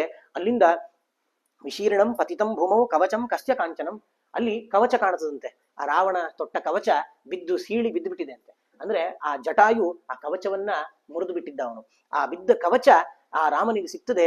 ಓ, ಇಲ್ಲಿ ಏನೋ ಯುದ್ಧ ಆಗಿದೆ ಅಂತನ್ನೋದು ಗೊತ್ತಾಗ್ತದೆ. ಇಷ್ಟಾಗಿ ತಾನು ಮುಂದೆ ಹೋಗ್ತಾ ಇದ್ದ ಹಾಗೇನೆ ಅಲ್ಲಿ ಏನಾಗ್ತದೆ ಅಂತಂದ್ರೆ ಸಮುದ್ರಂ ವಾ ವಿಚೇಷ್ಯಾಮಃ ಪರ್ವತಾಂಶ್ಚ ವನಾನಿಚ, ಮುಂದೆ ಹೋಗ್ತಾನೆ, ಮುಂದೆ ಏನು ಇಲ್ಲ ಅನ್ನೋ ಪರಿಸ್ಥಿತಿ ಬರ್ತದೆ. ಅವಾಗ ಲಕ್ಷ್ಮಣ ಹೇಳ್ತಾನಂತೆ, ಅಣ್ಣ ಏನು ಚಿಂತೆ ಮಾಡಬೇಡ, ಸಮುದ್ರವನ್ನು ಮತ್ತೆ ಪರ್ವತಗಳನ್ನ, ಎಲ್ಲ ಕಾಡುಗಳನ್ನ, ಯಾವುದೆಲ್ಲ ಗುಹೆಗಳಿದೆ ಗುಹೆಗಳನ್ನ ಎಲ್ಲವನ್ನು ಕೂಡ ನಾವು ಹುಡ್ಕೋಣ. ಎಲ್ಲಿಯಾದ್ರೂ ಸೀತೆ ಸಿಗಲೇಬೇಕು. ಭೂಲೋಕದಲ್ಲಿ ಸಿಗ್ಲಿಲ್ಲ ಅಂತ ತಿಳ್ಕೋ, ದೇವಲೋಕಕ್ಕೆ ಬೇಕಾದ್ರೂ ಹೋಗಿ ಬರೋಣ, ಸೀತೆ ಮಾತ್ರ ನಮಗೆ ಸಿಕ್ಕೇ ಸಿಗ್ತಾಳೆ ಅಂತ ಹೇಳಿ ಅವನಿಗೆ ಭರವಸೆ ಕೊಡ್ತಾ ಅಲ್ಲಿಂದ ಮುಂದೆ ಹೋಗ್ತಾರೆ. ಮುಂದೆ ಹೋಗ್ತಾ ಇದ್ದ ಹಾಗೇನೆ ಪಕ್ಷಿರಾಜ ಜಟಾಯು ಸಿಗ್ತಾನಂತೆ. ತತಃ ಪರ್ವತಕೂಟಾಭಂ ಮಹಾಭಾಗಂ ದ್ವಿಜೋತ್ತಮಂ ದದರ್ಶ ಪತಿತಂ ಭೂಮೋ ಕ್ಷತಜಾರ್ದ್ರಂ ಜಟಾಯುಷಂ. ಇಷ್ಟಾದಾಗ ಎದುರುಗಡೆ ಪರ್ವತಾಕಾರ ದೊಡ್ಡ ಶರೀರ, ಆ ಶರೀರಕ್ಕೆ ಪಾಪ 2 ರೆಕ್ಕೆಗಳೇ ಇಲ್ಲ, ಕಾಲುಗಳಿಲ್ಲ, ಅಂತಹ ಶರೀರವನ್ನು ಹೊತ್ತು ಜಟಾಯು ಕೆಳಗಡೆ ಬಿದ್ದುಬಿಟ್ಟಿದ್ದಾನೆ. ಅಂತಹ ಜಟಾಯುವನ್ನ ರಾಮಚಂದ್ರ ನೋಡ್ತಾನೆ. ಹತ್ತಿರ ಹೋದ್ರೆ ತಮ್ ದೀನ ದೀನಯಾ ವಾಚ ಸಫೇನಂ ರುಧಿರಂ ಮಮನ್. ಆ ಜಟಾಯು ಪಾಪ ಮಾತಾಡ್ಲಿಕ್ಕೂ ಆಗ್ತಾ ಇಲ್ಲ, ಏನೋ ಮಾತಾಡ್ಲಿಕ್ಕೆ ಹೋಗ್ತಾನೆ, ಆ ಬಾಯಿಂದ ರಕ್ತವನ್ನ ಕಾರ್ತಾ ಇದ್ದಾನಂತೆ. ಒಳಗಡೆಯಿಂದ ಪೂರ್ತಿ ಖಿನ್ನನಾಗ್ಬಿಟ್ಟಿದ್ದಾನವನು. ಇನ್ನೇನು ಜೀವಿತ ಸ್ವಲ್ಪ ಉಳಿದಿದೆ ಅಷ್ಟೇ. ಆ ಜೀವಿತವನ್ನ ಇಟ್ಕೊಂಡು ತಾನು ಅಭ್ಯಭಾಷತ ಪಕ್ಷಿ ಸ ರಾಮಂ ದಶರಥಾತ್ಮಜಂ. ಆ ರಾಮನನ್ನು ಕುರಿತು ಜಟಾಯು ಹೇಳ್ತಾನಂತೆ, ಸಾದೇವಿ ಮಮಚ ಪ್ರಾಣ ರಾವಣೇನು ಭಯಂ ಹೃತಂ. ರಾವಣ ಅಂತ ರಾಕ್ಷಸ, ಅವನು ಸೀತೆಯನ್ನ ಅಪಹಾರ ಮಾಡೋದ್ರೊಟ್ಟಿಗೆ ನನ್ನ ಪ್ರಾಣವನ್ನೂ ಕೂಡ ಅಪಹಾರ ಮಾಡಿಬಿಟ್ಟ. ಅಂದ್ರೆ ಇನ್ನು ನಾನು ಬದುಕುದಿಲ್ಲ, ನನ್ನ ರೆಕ್ಕೆಗಳಿಲ್ಲ, ಕಾಲಿಲ್ಲ, ಏನೂ ಇಲ್ಲ. ಹಾಗಾದ್ರೆ ಸೀತೆಯನ್ನ ಕದ್ದವನು ರಾವಣ ಅಂತನ್ನೋದು ಇವರಿಗೆ ವಿಚಾರ ಗೊತ್ತಾಗ್ತದೆ. ಹೇಳಿ ಸೀತಾಂ ಅಭ್ಯವಪನ್ನೋಹಂ ರಾವಣಶ್ಚರಣೆ ಪ್ರಭೋ ವಿಧ್ವಂಸಿತ ರಥಚ್ಛತ್ರ ಪತಿತೋ ಧರಣೀತಲೆ. ಇಲ್ಲಪ್ಪ, ಸೀತೆಯನ್ನ ರಾವಣ ಕರ್ಕೊಂಡು ಹೋಗ್ತಾ ಇದ್ದ, ನಾನು ಬಹಳಷ್ಟು ಹೇಳಿದೆ, ಬೇಡ, ರಾಮನ ಹೆಂಡತಿ ಇವಳು, ಅವಳನ್ನ ಕರ್ಕೊಂಡು ಹೋಗ್ಬೇಡ, ನೀನು ಇಡೀ ಸಬಾಂಧವನಾಗಿ ನಾಶ ಹೊಂದ್ತಿ ನೀನು ಅಂತ ಇಷ್ಟು ಹೇಳಿದ್ರು ಕೇಳಲಿಲ್ಲ. ಕೊನೆಗೆ ನಾನೇ ಯುದ್ಧ ಮಾಡಬೇಕಾಯ್ತು. ಯುದ್ಧ ಮಾಡಿದೆ, ಆದ್ರೆ ಅವನು ಯುವಕ, ನಾನು ಮುದುಕ. ಅವನ ಮುಂದೆ ನನಗೆ ಯುದ್ಧ ಮಾಡ್ಲಿಕ್ಕೆ ಆಗಿಲ್ಲ. ಅವನು ಅನೇಕ ಶಸ್ತ್ರಗಳನ್ನೆಲ್ಲ ಹಿಡ್ಕೊಂಡಿದ್ದ. ಖಡ್ಗ ತೆಗೆದು ನನ್ನ 2 ಪಕ್ಷಗಳನ್ನ, 2 ರೆಕ್ಕೆಗಳನ್ನ ಕತ್ತರಿಸಿದ, 2 ಕಾಲುಗಳನ್ನ ಕತ್ತರಿಸಿ ಬಿಟ್ಟಿದ್ದಾನೆ. ಹಾಗಾಗಿ ಇಂಥ ನಾನು ಈಗ ಈ ಕೆಳಗಡೆ ಭೂಮಿ ಮೇಲೆ ಬಿದ್ದಿದ್ದೇನೆ ಅಂತ ಹೇಳಿ ಜಟಾಯು ತನಗಾದ ಅಲ್ಲಿ ಆದಂತಹ ಸಂಗತಿಯನ್ನೆಲ್ಲ ರಾಮಚಂದ್ರನ ಮುಂದೆ ನಿವೇದನೆ ಮಾಡ್ತಾ ಇದ್ದಾನೆ. ರಾಜ್ಯಂ ಭ್ರಷ್ಟಂ ಮನೆ ವಾಸಃ ಸೀತಾ ನಷ್ಟ ಮೃತೋದ್ವಿಜ ಈದೃಶೀಯಂ ಮಮಾಲಕ್ಷ್ಮೀ ದಹೇದಪಿ ಪಾವಕಂ. ಅವಾಗ ರಾಮಚಂದ್ರ ಹೇಳ್ತಾನಂತೆ, ಎಂಥ ಪರಿಸ್ಥಿತಿ, ಈ ದೌರ್ಭಾಗ್ಯ ಅಂತಂದ್ರೆ ನನ್ನ ತರ ದೌರ್ಭಾಗ್ಯ ಯಾರಿಗೂ ಬರಬಾರದು. ಯಾಕೆ? ರಾಜ್ಯಂ ಭ್ರಷ್ಟಂ, ರಾಜ್ಯದಿಂದ ಭ್ರಷ್ಟನಾಗಿ ನಾನು ಕಾಡು ಸೇರ್ಬೇಕಾಯ್ತು. ಸೀತಾ ನಷ್ಟ, ಸೀತೆಯೂ ಹೋದ್ಲು. ಸೀತೆಯನ್ನ ರಕ್ಷಣೆ ಮಾಡ್ಲಿಕ್ಕೆ ಪಾಪ ಈ ಜಟಾಯು ಒದ್ದಾಡಿ ಈಗ ಇವರು ಪ್ರಾಣ ಬಿಡೋ ಪರಿಸ್ಥಿತಿ ಬಂದ್ಬಿಟ್ಟಿದೆ. ಇಂಥ ದೌರ್ಭಾಗ್ಯ ಇನ್ ಯಾರಿಗೂ ಬೇಡ. ದಹೇದಪಿ ಪಾವಕಂ. ಈ ಅಗ್ನಿ ಇದ್ರೆ ಅಗ್ನಿಯನ್ನ ಸುಡುವ ವಸ್ತು ಇಲ್ಲ, ಅಗ್ನಿ ಎಲ್ಲವನ್ನೂ ಸುಡ್ತದೆ, ಆದ್ರೆ ಅಗ್ನಿಯನ್ನೇ ಸುಡುವಂತಹ ನನ್ನ ದೌರ್ಭಾಗ್ಯ ಇದೆಯಲ್ಲ ಅಂತ ಹೇಳಿ ತನಗಾದಂತಹ ಈ ನಷ್ಟವನ್ನ ಅವನು ಹೇಳ್ಕೊಳ್ತಾ ಇದ್ದಾನೆ. ಹೇಳಿ ಆ ಕೊನೆ 2 ಮಾತನ್ನ ಹೇಳ್ತಾನಂತೆ ಜಟಾಯು. ಏನು? ಏನ ಯಾತಿ ಮುಹೂರ್ತೇನ ಸೀತಾಮಾದಾಯ ರಾವಣ ವಿಪ್ರನಷ್ಟಂ ಧನಂ ಕ್ಷಿಪ್ರಂ ತತ್ಸ್ವಾಮಿ ಪ್ರತಿಪದ್ಯತೆ. ನೀನು ಏನು ಚಿಂತೆ ಮಾಡಬೇಡಪ್ಪ, ಸೀತೆ ನಿನಗೆ ಸಿಕ್ಕೇ ಸಿಗ್ತಾಳೆ.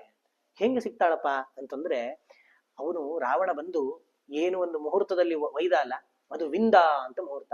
ಈ ವಿಂದ ಮುಹೂರ್ತದಲ್ಲಿ ಯಾರಾದರೂ ಕದ್ರು ಅಂತಂದ್ರೆ, ಕದ್ದ ವಸ್ತು ಅದು ಮತ್ತೆ ಆ ಯಜಮಾನನಿಗೆ ಸ್ವಾಮಿ, ಅದರ ಸ್ವಾಮಿಗೆ ಬೇಗ ಸಿಗ್ತದಂತೆ. ಹಾಗಾಗಿ ಕಳತನ ಮಾಡೋರು ಕೂಡ ಮುಹೂರ್ತ ನೋಡ್ಬೇಕಂತ. ವಿಂದ ಮುಹೂರ್ತ ಇಲ್ಲ ಅಂತಂದ್ರೆ ಅಷ್ಟೇ ಕಳು ಮಾಡ್ಬೇಕು ಅಂತ. ಆ ರಾವಣನಿಗೆ ಅದೇನು ಗೊತ್ತಿತ್ತೋ ಗೊತ್ತಿರ್ಲಿಲ್ಲೋ, ಏನು ಮುಹೂರ್ತ ನಡೆದೇ ಬಂದ್ಬಿಟ್ಟಿದಾನ ಅವನು. ವಿಂದ ಮುಹೂರ್ತದಲ್ಲಿ ಒಯ್ದ ವಸ್ತು ಅದು ವಾಪಸ್ ಯಜಮಾನನಿಗೆ ಸೇರ್ತದೆ. ಹಾಗಾಗಿ ನೀ ಏನು ಚಿಂತೆ ಮಾಡಬೇಡ. ಜಟಾಯುಗೆ ಅಷ್ಟು ಗೊತ್ತಿತ್ತು, ಪಂಚಾಂಗ ತೆಗೆದು ನೋಡ್ತಿದ್ದವನೆಲ್ಲ. ಹಿಂಗಾಗಿ ಆ ವಿಂದ ಮುಹೂರ್ತದಲ್ಲಿ ಒಯ್ದ ವಸ್ತು ನಿನಗೆ ಸಿಗ್ತದೆ, ಹಾಗಾಗಿ ಸೀತೆ ಸಿಗ್ತಾಳೆ, ನೀನೇನು ಬೇಜಾರು ಮಾಡ್ಕೊಳ್ಬೇಡ ಅಂತ ಹೇಳಿ ಅವನು ಒಯ್ದವನು ಪುತ್ರೋ ವಿಶ್ರವಸ ಸಾಕ್ಷಾತ್ ಭ್ರಾತಾ ವೈಶ್ರವಣಸ್ಯ ಚ ಇತ್ಯುಕ್ತೋ ದುರ್ಲಭಾನ್ ಪ್ರಾಣಾನ್ ಮುಮೋಚ ಪತಗೇಶ್ವರ. ಆ ವಿಶ್ರವಸ್ ಮುನಿಗಳ ಮಗ ಮತ್ತು ಕುಬೇರನ ತಮ್ಮ, ಅವನೇ ರಾವಣ. ಆ ರಾವಣ ಸೀತೆಯನ್ನು ಒಯ್ದಿದ್ದಾನೆ. ಈಗ ರಾವಣ ಒಯ್ದಿದ್ದು ಅಂತ ಗೊತ್ತು, ರಾವಣ ಲಂಕೆಯಲ್ಲಿರುವುದು, ಅವನು ರಾಕ್ಷಸೇಶ್ವರ ಅಂತನ್ನೋ ವಿಚಾರ ಯಾರಿಗೂ ಗೊತ್ತಿಲ್ಲ. ಇಲ್ಲಿ ಜಟಾಯುಗೂ ಗೊತ್ತಿರ್ಲಿಲ್ಲ, ರಾಮನಿಗೂ ಗೊತ್ತಿಲ್ಲ. ಹಾಗಾಗಿ ಇಷ್ಟು ಹೇಳಿ ತನ್ನ ಪ್ರಾಣವನ್ನ ಬಿಡ್ತಾನವನು. ಇಷ್ಟು ಹೇಳಿ ಪ್ರಾಣವನ್ನು ಬಿಡ್ತಾನೆ. ಗೃಧ್ರ ರಾಜ್ಯಂ ಪರಿತ್ಯಜ್ಯ ಪಿತೃ ಪೈತಾಮಹಂ ಮಹತ್ ಮಮ ಹೇತೋರಯಂ ಪ್ರಾಣಾನ್ ಮುಮೋಚ ಪತಗೇಶ್ವರ. ಅವನಿಗೆ ಬಹಳಷ್ಟು ಕರುಣೆ ಬರ್ತದಂತೆ ಅವನ ಮೇಲೆ. ಯಾಕೆ? ಗೃಧ್ರ ರಾಜ್ಯ, ಆ ಜಟಾಯುವಿನ ರಾಜ್ಯ, ಆ ಪಕ್ಷಿ ರಾಜ್ಯವೇ ಸಿಗ್ತಾ ಇತ್ತು ಅವನಿಗೆ. ಅದು ತನ್ನ ತಂದೆ ತನ್ನ ಅಜ್ಜ ಪಾಲಿಸಿಕೊಂಡು ಬಂದ ಪಕ್ಷಿ ರಾಜ್ಯ ಸಿಗೋದನ್ನ ನನಗದರ ಆಸೆ ಇಲ್ಲ ಅಂತ ಹೇಳಿ ಸ್ವತಂತ್ರವಾಗಿ ಇದ್ದ ಈ ಗೃಧ್ರ ರಾಜ ಜಟಾಯು ಪಾಪ, ಅವನಿಗೆ ಎಷ್ಟು ಆಯು ಇತ್ತೋ ಏನೋ, ಇನ್ನೂ ಎಷ್ಟು ಆಯುಷ್ಯ ಇತ್ತೋ ಏನೋ, ತನ್ನ ಎಲ್ಲ ಆಯುಷ್ಯವನ್ನ ನನಗಾಗಿ ಮುಡಿಪಾಗಿ ಕೊಟ್ನಲ್ಲ. ಯಾಕೆಂದ್ರೆ ಈ ಸೀತೆಯನ್ನ ರಕ್ಷಣೆ ಮಾಡ್ಲಿಕ್ಕೆ ಹೋಗಿರ್ಲಿಲ್ಲ ಅಂದ್ರೆ ಇನ್ನು ಎಷ್ಟೋ 1000 ವರ್ಷ ಬದುಕ್ತಿದ್ದ ಇವನು. ಪಾಪ ಸೀತೆಯನ್ನ ರಕ್ಷಣೆ ಮಾಡ್ಲಿಕ್ಕೆ ಹೋಗಿ ಪ್ರಾಣವನ್ನ ಕಳ್ಕೊಂಡಲ್ಲ ಇವನು ಅಂತ ಹೇಳಿ ಬಹಳಷ್ಟು ಬೇಸರ ಪಟ್ಟು, ರಾಜ ದಶರಥ ಶ್ರೀಮಾನ್ ಯಥಾ ಮಮ ಮಹಾಯಶಾಹ ಪೂಜನೀಯಶ್ಚ ಮಾನ್ಯಶ್ಚ ತಥಾ ಎಂ ಪತಗೇಶ್ವರ. ನನ್ನ ತಂದೆ ದಶರಥ ಯಾವ ರೀತಿ ಪೂಜ್ಯನೋ, ಯಾವ ರೀತಿ ಮಾನ್ಯನೋ, ಅದೇ ರೀತಿ ಈ ಜಟಾಯುವು ಕೂಡ ನನಗೆ ಅತ್ಯಂತ ಮಾನ್ಯನಾದವನು. ಯಾಕೆಂತಂದ್ರೆ ತಂದೆಯ ಉತ್ತಮ ಸ್ನೇಹಿತ. ಅಷ್ಟೇ ಅಲ್ಲದೆ ನನಗೆ ತಂದೆ ತೀರ್ಕೊಂಡಾಗ ಅವರಿಗೆ ದಹನ ಸಂಸ್ಕಾರ ಮಾಡುವ ಯೋಗ ಭಾಗ್ಯ ಸಿಕ್ಕಿರ್ಲಿಲ್ಲ. ನನ್ನ ತಂದೆಯ ಮಿತ್ರನಾದಂತಹ ಜಟಾಯುವಿನ ಸಂಸ್ಕಾರವನ್ನು ನಾನು ಮಾಡ್ತೀನಿ ಅಂತ ಹೇಳಿ ರಾಮ ಆ ಲಕ್ಷ್ಮಣನಿಗೆ ಹೇಳಿ ಎಲ್ಲ ಕಟ್ಟಿಗೆಗಳನ್ನ ತರಿಸಿ ಆ ಶರೀರ, ಆ ಜಟಾಯುವಿನ ಶರೀರದ ಅಂತ್ಯ ಸಂಸ್ಕಾರವನ್ನು ಮಾಡ್ತಾನೆ. ಗೃಧ್ರರಾಜ ಮಹಾಸತ್ವ ಸಂಸ್ಕೃತಶ್ಚ ಮಯಾವ್ರಜ ಯಾ ಗತಿರ್ ಯಜ್ಞಶೀಲಾನಾಂ ಆಹಿತಾಗ್ನೇಶ್ಚ ಯಾಗತಿ. ನಿತ್ಯ ಯಜ್ಞ ಮಾಡೋರು, ನಿತ್ಯ ಅಗ್ನಿಹೋತ್ರ ಮಾಡೋರು ಯಾವ ಸ್ಥಾನ, ಯಾವ ಗತಿಯನ್ನು ಹೊಂದ್ತಾರಲ್ಲ, ನಾನು ಕೊಟ್ಟ ಈ ಅಗ್ನಿ ಪ್ರದಾನದಿಂದ ನೀನು ಕೂಡ ಆ ಗತಿಯನ್ನು ಹೊಂದು ಅಂತ ಹೇಳಿ ರಾಮಚಂದ್ರ ಆ ಜಟಾಯುವಿಗೆ ಹೇಳಿ ಅಲ್ಲಿಂದ ಮುಂದೆ ಹೊರಡ್ತಾರಂತೆ. ಇಷ್ಟಾದಾಗ ತತಃಪರಂ ಜನಸ್ಥಾನಾತ್ ತ್ರಿಕೋಶಂ ಗಮ್ಯ ರಾಘವು ಕ್ರೌಂಚಾರಣ್ಯಂ ವಿವಿಶತು ಗಹನಂ ತೌ ಮಹೋಜಸೌ. ಇಷ್ಟಾದಾಗ ಅಲ್ಲಿಂದ ಮುಂದೆ ಹೋಗ್ತಾರವರು. ಮುಂದೆ ಹೋಗಿ ಅದರಲ್ಲಿ ತ್ರಿಕೋಶಂ ಅಂತ 3 ಕ್ರೋಶ, 3 ಕ್ರೋಶದಷ್ಟು ದೂರದಲ್ಲಿ ಕ್ರೌಂಚಾರಣ್ಯ ಅಂತಿದೆ. ಈ ಕ್ರೋಶ ಅಂತಂದ್ರೆ ಕೂಗಳತೆ ಅಂತ. ಒಂದ್ಸರ್ತಿ ಜೋರಾಗಿ ಕೂಗಿದ್ರೆ ಅದು ಎಲ್ಲಿವರೆಗೆ ಕೇಳುತ್ತದೆ, ಅದು 1 ಕ್ರೋಶ ಅಂತ. ಈ ರೀತಿ 3 ಕ್ರೋಶಗಳಷ್ಟು ದೂರದಲ್ಲಿ ಅಲ್ಲಿಂದ ಕ್ರೌಂಚಾರಣ್ಯ ಅಂತಿತ್ತು. ಕ್ರೌಂಚಾರಣ್ಯಂ ಅತಿಕ್ರಮ್ಯ ಮತಂಗಾಶ್ರಮಂ ಅಂತಾರೆ. ಆ ಕ್ರೌಂಚಾರಣ್ಯವನ್ನ ದಾಟಿದ್ರೆ ಮತಂಗ ಮಹರ್ಷಿಗಳ ಆಶ್ರಮ ಬರಬೇಕು. ಆ ಮತಂಗ ಮಹರ್ಷಿಗಳ ಆಶ್ರಮ ಇರುವ ಜಾಗಕ್ಕೆ ತಾವಿಬ್ರು ಹೋಗ್ತಾ ಇದ್ದಾರಂತೆ. ಅಲ್ಲಿ ಹೋಗ್ತಾ ಇರಬೇಕಾದ್ರೆ ಭಕ್ಷಯಂತೀನ್ ಮೃಗಾನ್ ಭೀಮಾನ್ ವಿಕಟಾಂ ಮುಕ್ತ ಮೂರ್ಧಜಾಂ, ಅಲ್ಲಿ ಒಬ್ಳು ರಾಕ್ಷಸಿ ಎದುರಾಗ್ತಾಳಂತೆ. ಅವಳು ಭಯದಾಂ ಅಲ್ಪಸತ್ವಾನ, ಯಾರು ಅಲ್ಪಸತ್ವರು ಧೈರ್ಯ ಅಂತ ಇರುವುದಿಲ್ಲಲ್ಲ ಅವರಿಗೆ ಅವಳನ್ನು ನೋಡಿಬಿಟ್ರೆ ಭಯ ಆಗ್ಬಿಡ್ತದಂತೆ. ಅಂಥ ರಾಕ್ಷಸಿ. ಬೀಭತ್ಸಾಂ, ನೋಡಿದ್ರೆ ಕಣ್ಣು ಮುಚ್ಕೊಂಡ್ಬಿಡ್ಬೇಕು, ಹೊಲಸು ಅಸಹ್ಯ ಆಗ್ಬೇಕು, ಆ ರೀತಿಯಾದಂತಹ ರಾಕ್ಷಸಿ. ರೌದ್ರ ದರ್ಶನಾಂ, ಅತ್ಯಂತ ರೌದ್ರಾವತಾರವನ್ನ ತಳೆದ ಲಂಬೋದರೀಂ, ಹಂಡೆಯಂತ ಹೊಟ್ಟೆಯುಳ್ಳಂತಹ ತೀಕ್ಷ್ಣ ದಂಷ್ಟ್ರಾಂ, ಬಹಳ ಚುಪಾದ ಹಲ್ಲುಳ್ಳಂತಹ ಕರಾಳೀಂ ಪರುಷತ್ವಚಂ, ಕರಾಳೀಂ ಅತ್ಯಂತ ಕ್ರೂರಳಾದಂತಹ ಗಟ್ಟಿಯಾದ ಚರ್ಮವುಳ್ಳಂತಹ ಒಬ್ಬಳು ರಾಕ್ಷಸಿ ಸಿಗ್ತಾಳೆ. ಆ ರಾಕ್ಷಸಿಯನ್ನ ಭಕ್ಷಯಂತೀಂ ಮೃಗಾನ್ ಭೀಮಾನ್ ವಿಕಟಾಂ ಮುಕ್ತ ಮೂರ್ಧಜಾಂ, ಅವಳಿಗೆ ಅಯೋಮುಖಿ ಅಂತ ಹೆಸರು. ಕಬ್ಬಿಣದ ಮುಖ ಅಂತ ಆ ಅರ್ಥದಲ್ಲಿ ಬರುವಂತ ಅಯೋಮುಖಿ ಅನ್ನೋ ರಾಕ್ಷಸಿ. ಅವಳು ಅಲ್ಲಿದ್ದ ಎಲ್ಲ ಭಯಂಕರವಾದ ಪ್ರಾಣಿಗಳನ್ನ, ಅಂದ್ರೆ ಈ ಕ್ರೂರ ಮೃಗಗಳು ಬೇರೆ ಮೃಗಗಳನ್ನು ತಿಂತವೆ, ಆ ಕ್ರೂರ ಮೃಗಗಳನ್ನೂ ತಿನ್ನುವಳು ಇವಳಂತೆ. ಸಿಂಹ, ಹುಲಿ, ಆನೆ ಇವುಗಳನ್ನೆಲ್ಲ ತಾನು ತಿನ್ನುವ, ಅವುಗಳನ್ನೇ ಆಹಾರ ಮಾಡಿಕೊಂಡವಳು ತಾನು ಎದುರುಗಡೆ ಬಂದು ನಿಲ್ತಾಳಂತೆ.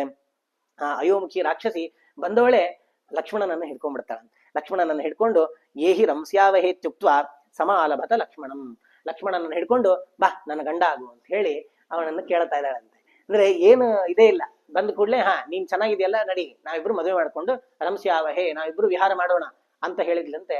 ಲಕ್ಷ್ಮಣ ಅವನು ಹಿಂದೆ ಮಾಡದಂತೇನೆ ಮೂಗು ಕಿವಿ ಕತ್ತರಿಸಿ ಅವಳನ್ನ ಕಳಿಸ್ತಾನೆ ಅಂತ. ಈ ರೀತಿ ಕರ್ಣನಾಸೆ ನಿಕೃತ್ತೇತು ವಿಶ್ವರಂ ವಿನನಾದಸ ಯಥಾಗತಂ ಪ್ರದುದ್ರಾವ ರಾಕ್ಷಸಿ ಘೋರ ದರ್ಶನ. ಇಷ್ಟಾದ ಕೂಡಲೇ ಅವನು ಮೂಗು ಕಿವಿ ಕತ್ತರಿಸಿದ್ದನ್ನ ಅವಳಿಗೆ ಪಾಪ ಜೋರು ನೋಯಿಸ್ಲಿಕ್ಕೆ ಪ್ರಾರಂಭ ಆಯ್ತು. ಏನು ಹಿಡ್ಕೊಳ್ಳೋಣ, ಈಗ ನೋವಾದ ಜಾಗವನ್ನ ಗಟ್ಟಿ ಹಿಡ್ಕೊಂಡ್ರೆ ಸ್ವಲ್ಪ ನೋವು ಹತೋಟಿಗೆ ಬರ್ತದೆ. ಮೂಗು ಹಿಡ್ಕೊಂಡ್ರೆ ಕಿವಿ ಹಿಡ್ಕೋಬೇಕು, ಕಿವಿ ಹಿಡ್ಕೊಂಡ್ರೆ ಮೂಗು ಹಿಡ್ಕೋಬೇಕು, ಎರಡೂ ಹಿಡ್ಕೊಳ್ಳಿಕ್ಕೆ ಒಟ್ಟಿಗೆ ಆಗೋದೇ ಇಲ್ಲ. ಹಾಗಾಗಿ ಜೋರಾಗಿ ತಾನು ಒದರ್ತಾ ಅಲ್ಲಿಂದ ಓಡಿ ಹೋಗ್ಬಿಟ್ಲು ಅಂತ. ಇಷ್ಟಾಗ್ತದೆ. ಇಷ್ಟಾದಾಗ ಅಲ್ಲಿ ರಾಕ್ಷಸರು ಅನ್ನೋರು ಮುಗಿಯುವುದೇ ಇಲ್ಲಂತೆ, ಒಬ್ಬರಾದ್ಮೇಲೆ ಒಬ್ರು ಬರ್ತಾನೆ ಇರ್ತಾರೆ. ತಯೋಹೋ ಅನ್ವೇಷತೋರೇವಂ ಸರ್ವಂ ತದ್ವನಮೋಜಸ ಸಂಜಜ್ಞೆ ವಿಪುಲ ಶಬ್ದ ಪ್ರಭಂಜನ್ನಿವ ತದ್ವನಂ.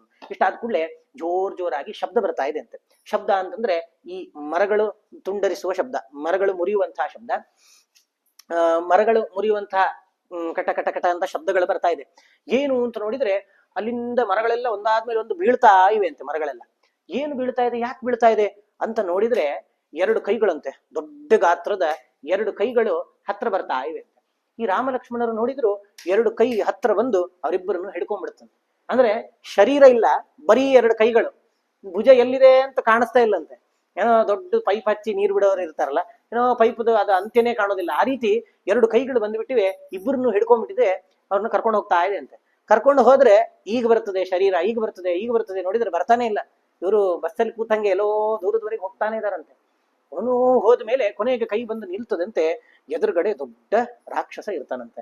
ಅವನು ಆಸೇದತುಶ್ಚ ತದ್ರಕ್ಷಸ್ತಾವುಭೌ ಪ್ರಮುಖೇ ಸ್ಥಿತಂ ವಿವೃದ್ಧಂ ಅಶಿರೋಗ್ರೀವಂ ಕಬಂಧಂ ಉದರೇ ಮುಖಂ.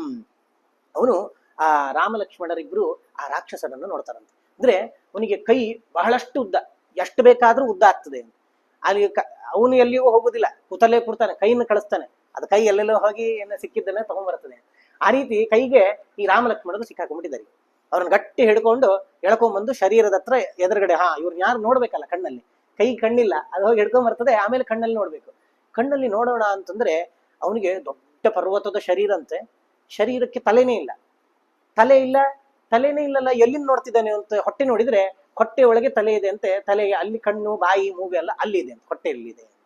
ಇಂಥ ರಾಕ್ಷಸ ಅವನ ಕಬಂಧ ಅಂತಂದ್ರೆ ಮೇಲಿನ ಭಾಗ ಇಲ್ಲದೆ ಇರೋದು, ಅಂದ್ರೆ ತಲೆ ಇಲ್ಲದ ಆ ಶರೀರವನ್ನ ರಾಮಲಕ್ಷ್ಮಣರು ನೋಡ್ತಾ ಇದ್ದಾರೆ. ಅವನು ಹೇಗಿದ್ದ ಅಂತಂದ್ರೆ ರೋಮಭಿರ್ ನಿಶಿತೈ ತೀಕ್ಷ್ಣೈ ಮಹಾಗಿರಿ ವಿವೋಚ್ಛರಿತಂ ನೀಲಮೇಘ ನಿಭಂ ರೌದ್ರಂ ಮೇಘ ಸ್ತನಿತ ನಿಸ್ವನಂ. ಅವನ ರೋಮಗಳಿದ್ವಂತೆ. ರೋಮಗಳು ಹೆಂಗೆ ಅಂತಂದ್ರೆ ಅತ್ಯಂತ ಚೂಪಾದ ರೋಮಗಳಂತೆ. ಅವನು ಪ್ರಾಣಿಗಳನ್ನು ಕರ್ಕೊಂಡ್ ಬಂದ್ರೆ ಒಂದ್ಸರ್ತಿ ಹಿಂಗ್ ಮೈಗೆ ಒರೆಸ್ಬಿಟ್ರೆ ಸಾಕು, ಆ ಪ್ರಾಣಿಗಳಲ್ಲಿ ಸತ್ತೋಗ್ತಿದ್ವು.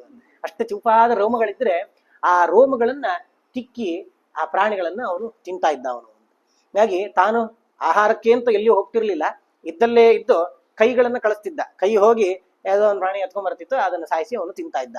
ಈ ರೀತಿಯಾದಂತಹ ರಾಕ್ಷಸ, ರೋಮ, ದೊಡ್ಡ ತೀಕ್ಷ್ಣವಾದಂತಹ ರೋಮಗಳು, ದೊಡ್ಡ ಶರೀರ, ಪರ್ವತ ಗಾತ್ರದ ಶರೀರ, ನೀಲ ಮೇಘ ನಿಭಂ ರೌದ್ರಂ, ಅತ್ಯಂತ ಕಪ್ಪಾದ ಶರೀರ, ನೋಡ್ಲಿಕ್ಕೆ ಅತ್ಯಂತ ಭಯಾನಕ, ಮೇಘ ಸ್ತನಿತ ನಿಸ್ವನಂ.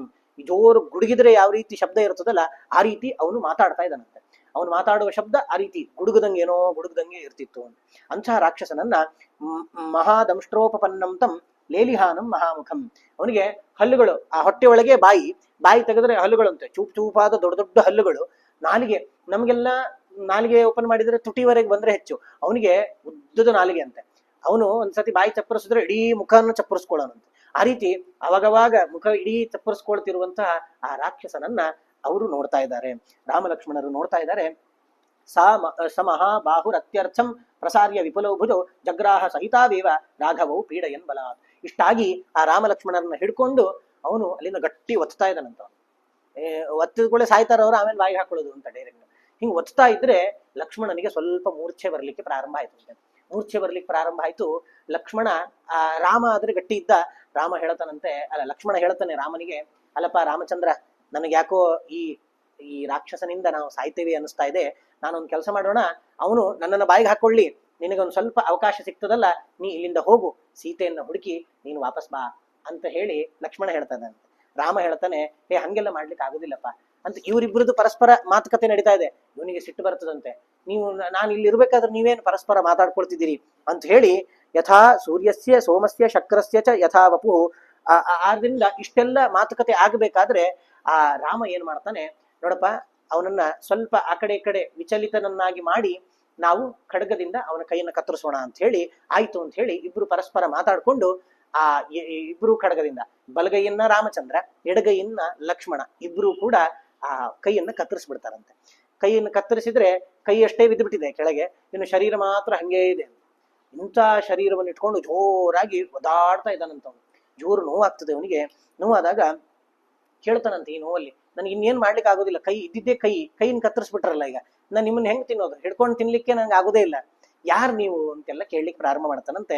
ಅವಾಗ ಇವನು ತನ್ನ ಪರಿಚಯವನ್ನ ಲಕ್ಷ್ಮಣ ಹೇಳ್ತಾನಂತೆ, ಇವನು ರಾಮಚಂದ್ರ, ನಾನು ಲಕ್ಷ್ಮಣ, ಇವನ ತಮ್ಮ, ನಾವು ಇಕ್ಷ್ವಾಕು ವಂಶದ ದಶರಥನ ಮಕ್ಕಳು ಅಂತೆಲ್ಲ ತಮ್ಮ ಪರಿಚಯವನ್ನ ಹೇಳಿದಾಗ ಅವನು ಹೇಳ್ತಾನಂತೆ, ಸ್ವಾಗತಂ ವಾಂ ನರವ್ಯಾಘ್ರೌ ದಿಷ್ಟ್ಯಾ ಪಶ್ಯಾಮಿ ವಾಮಹಂ ದಿಷ್ಟ್ಯಾ ಚೇಮೋ ನಿಕೃತ್ತೌ ಮೇ ಯುವಾಭ್ಯಾಂ ಬಾಹುಬಂಧನೋ.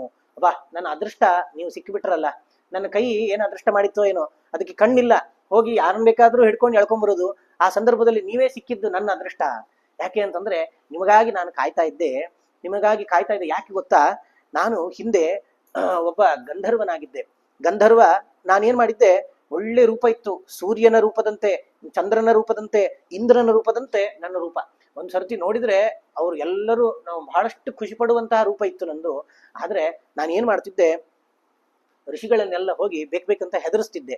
ಹಿಂದೆ ನಿಂತು ಋಷಿಗಳನ್ನ ಹೆದರಿಸೋ ಕೆಲಸವನ್ನ ಮಾಡ್ತಾ ಇದ್ದೆ. ಅವಾಗ ಒಬ್ರು ಸ್ಥೂಲ ಶಿರಸ್ ಅಂತ ಋಷಿಗಳು, ಅವ್ರನ್ನೂ ಹಿಂಗೆ ಹೆದರಿಸ್ಬಿಟ್ಟೆ ನಾನು. ನೀನು ಹೆದರಿಸ್ತೀಯಲ್ಲ ನೀನ್ ನಮ್ಗೆಲ್ಲ ಅಂತ ಹೇಳಿ ನಿನ್ನ ರೂಪ ಭಯಂಕರ ಆಗಿಬಿಡ್ಲಿ ಅಂತ ಶಾಪ ಕೊಟ್ಟರು ಅವರು. ಶಾಪ ಕೊಟ್ಟ ಮೇಲೆ ನಾ ಇನ್ನೇನ್ ಮಾಡೋದು, ನನ್ನ ರೂಪ ಘೋರ ಆಗಿಬಿಡ್ತು.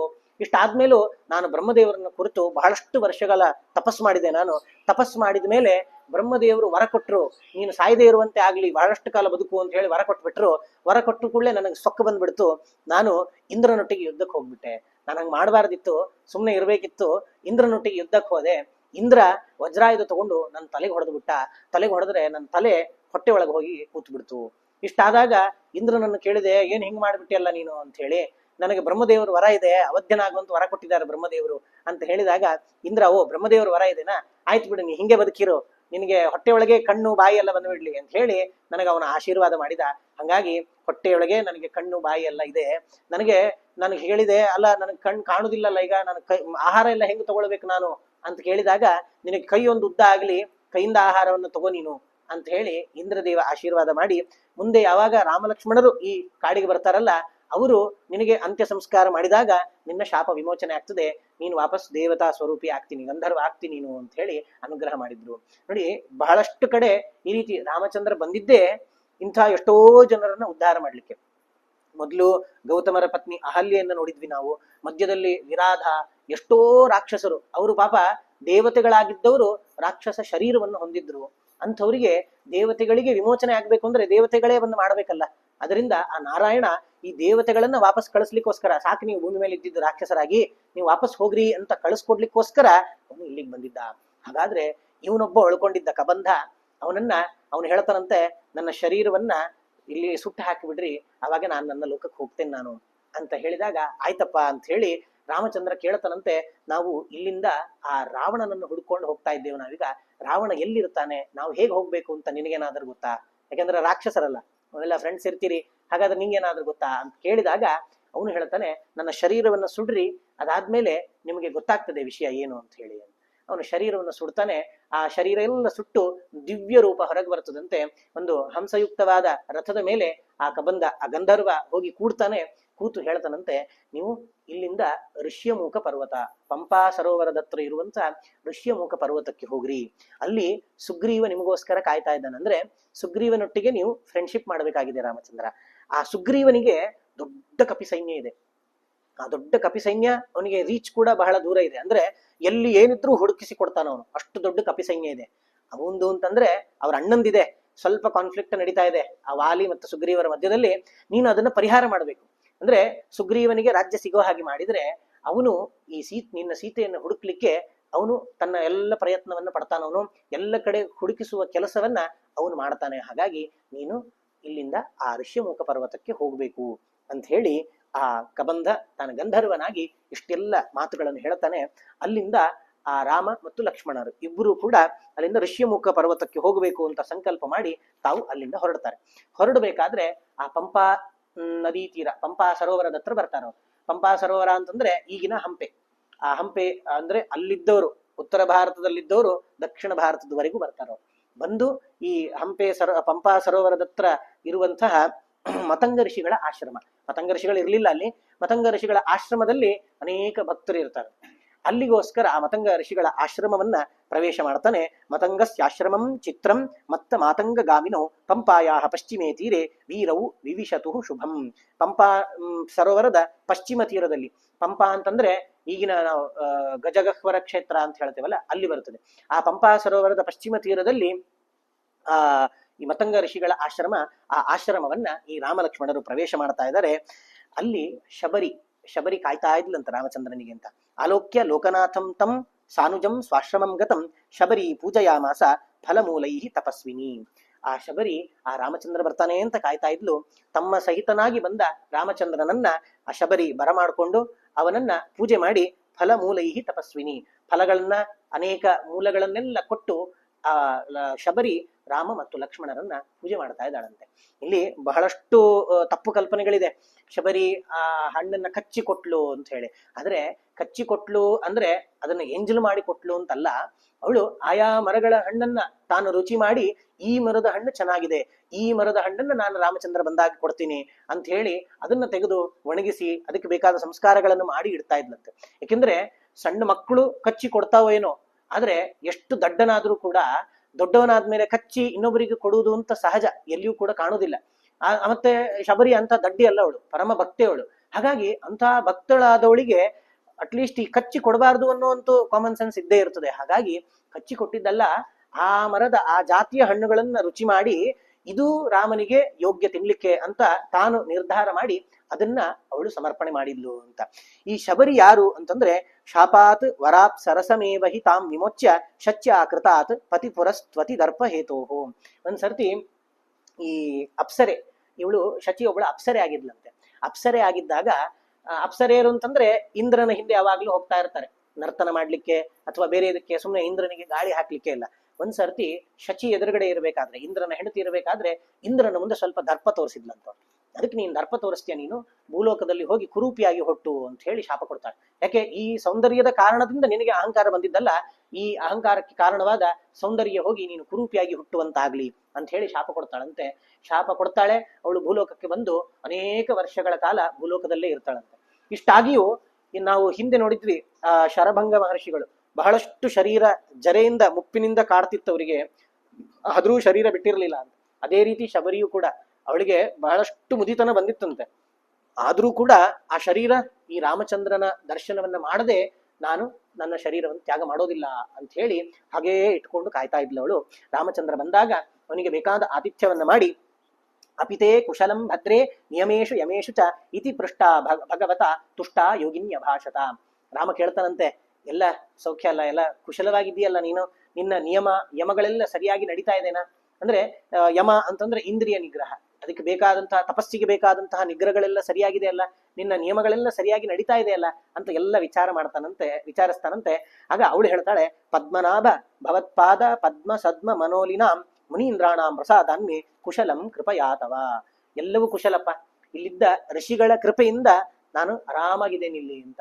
ಎಂಥ ಋಷಿಗಳು ಅಂತಂದ್ರೆ, ಭವತ್ಪಾದ ಪದ್ಮ ಸದ್ಮ ಮನೋಲಿನಾಂ.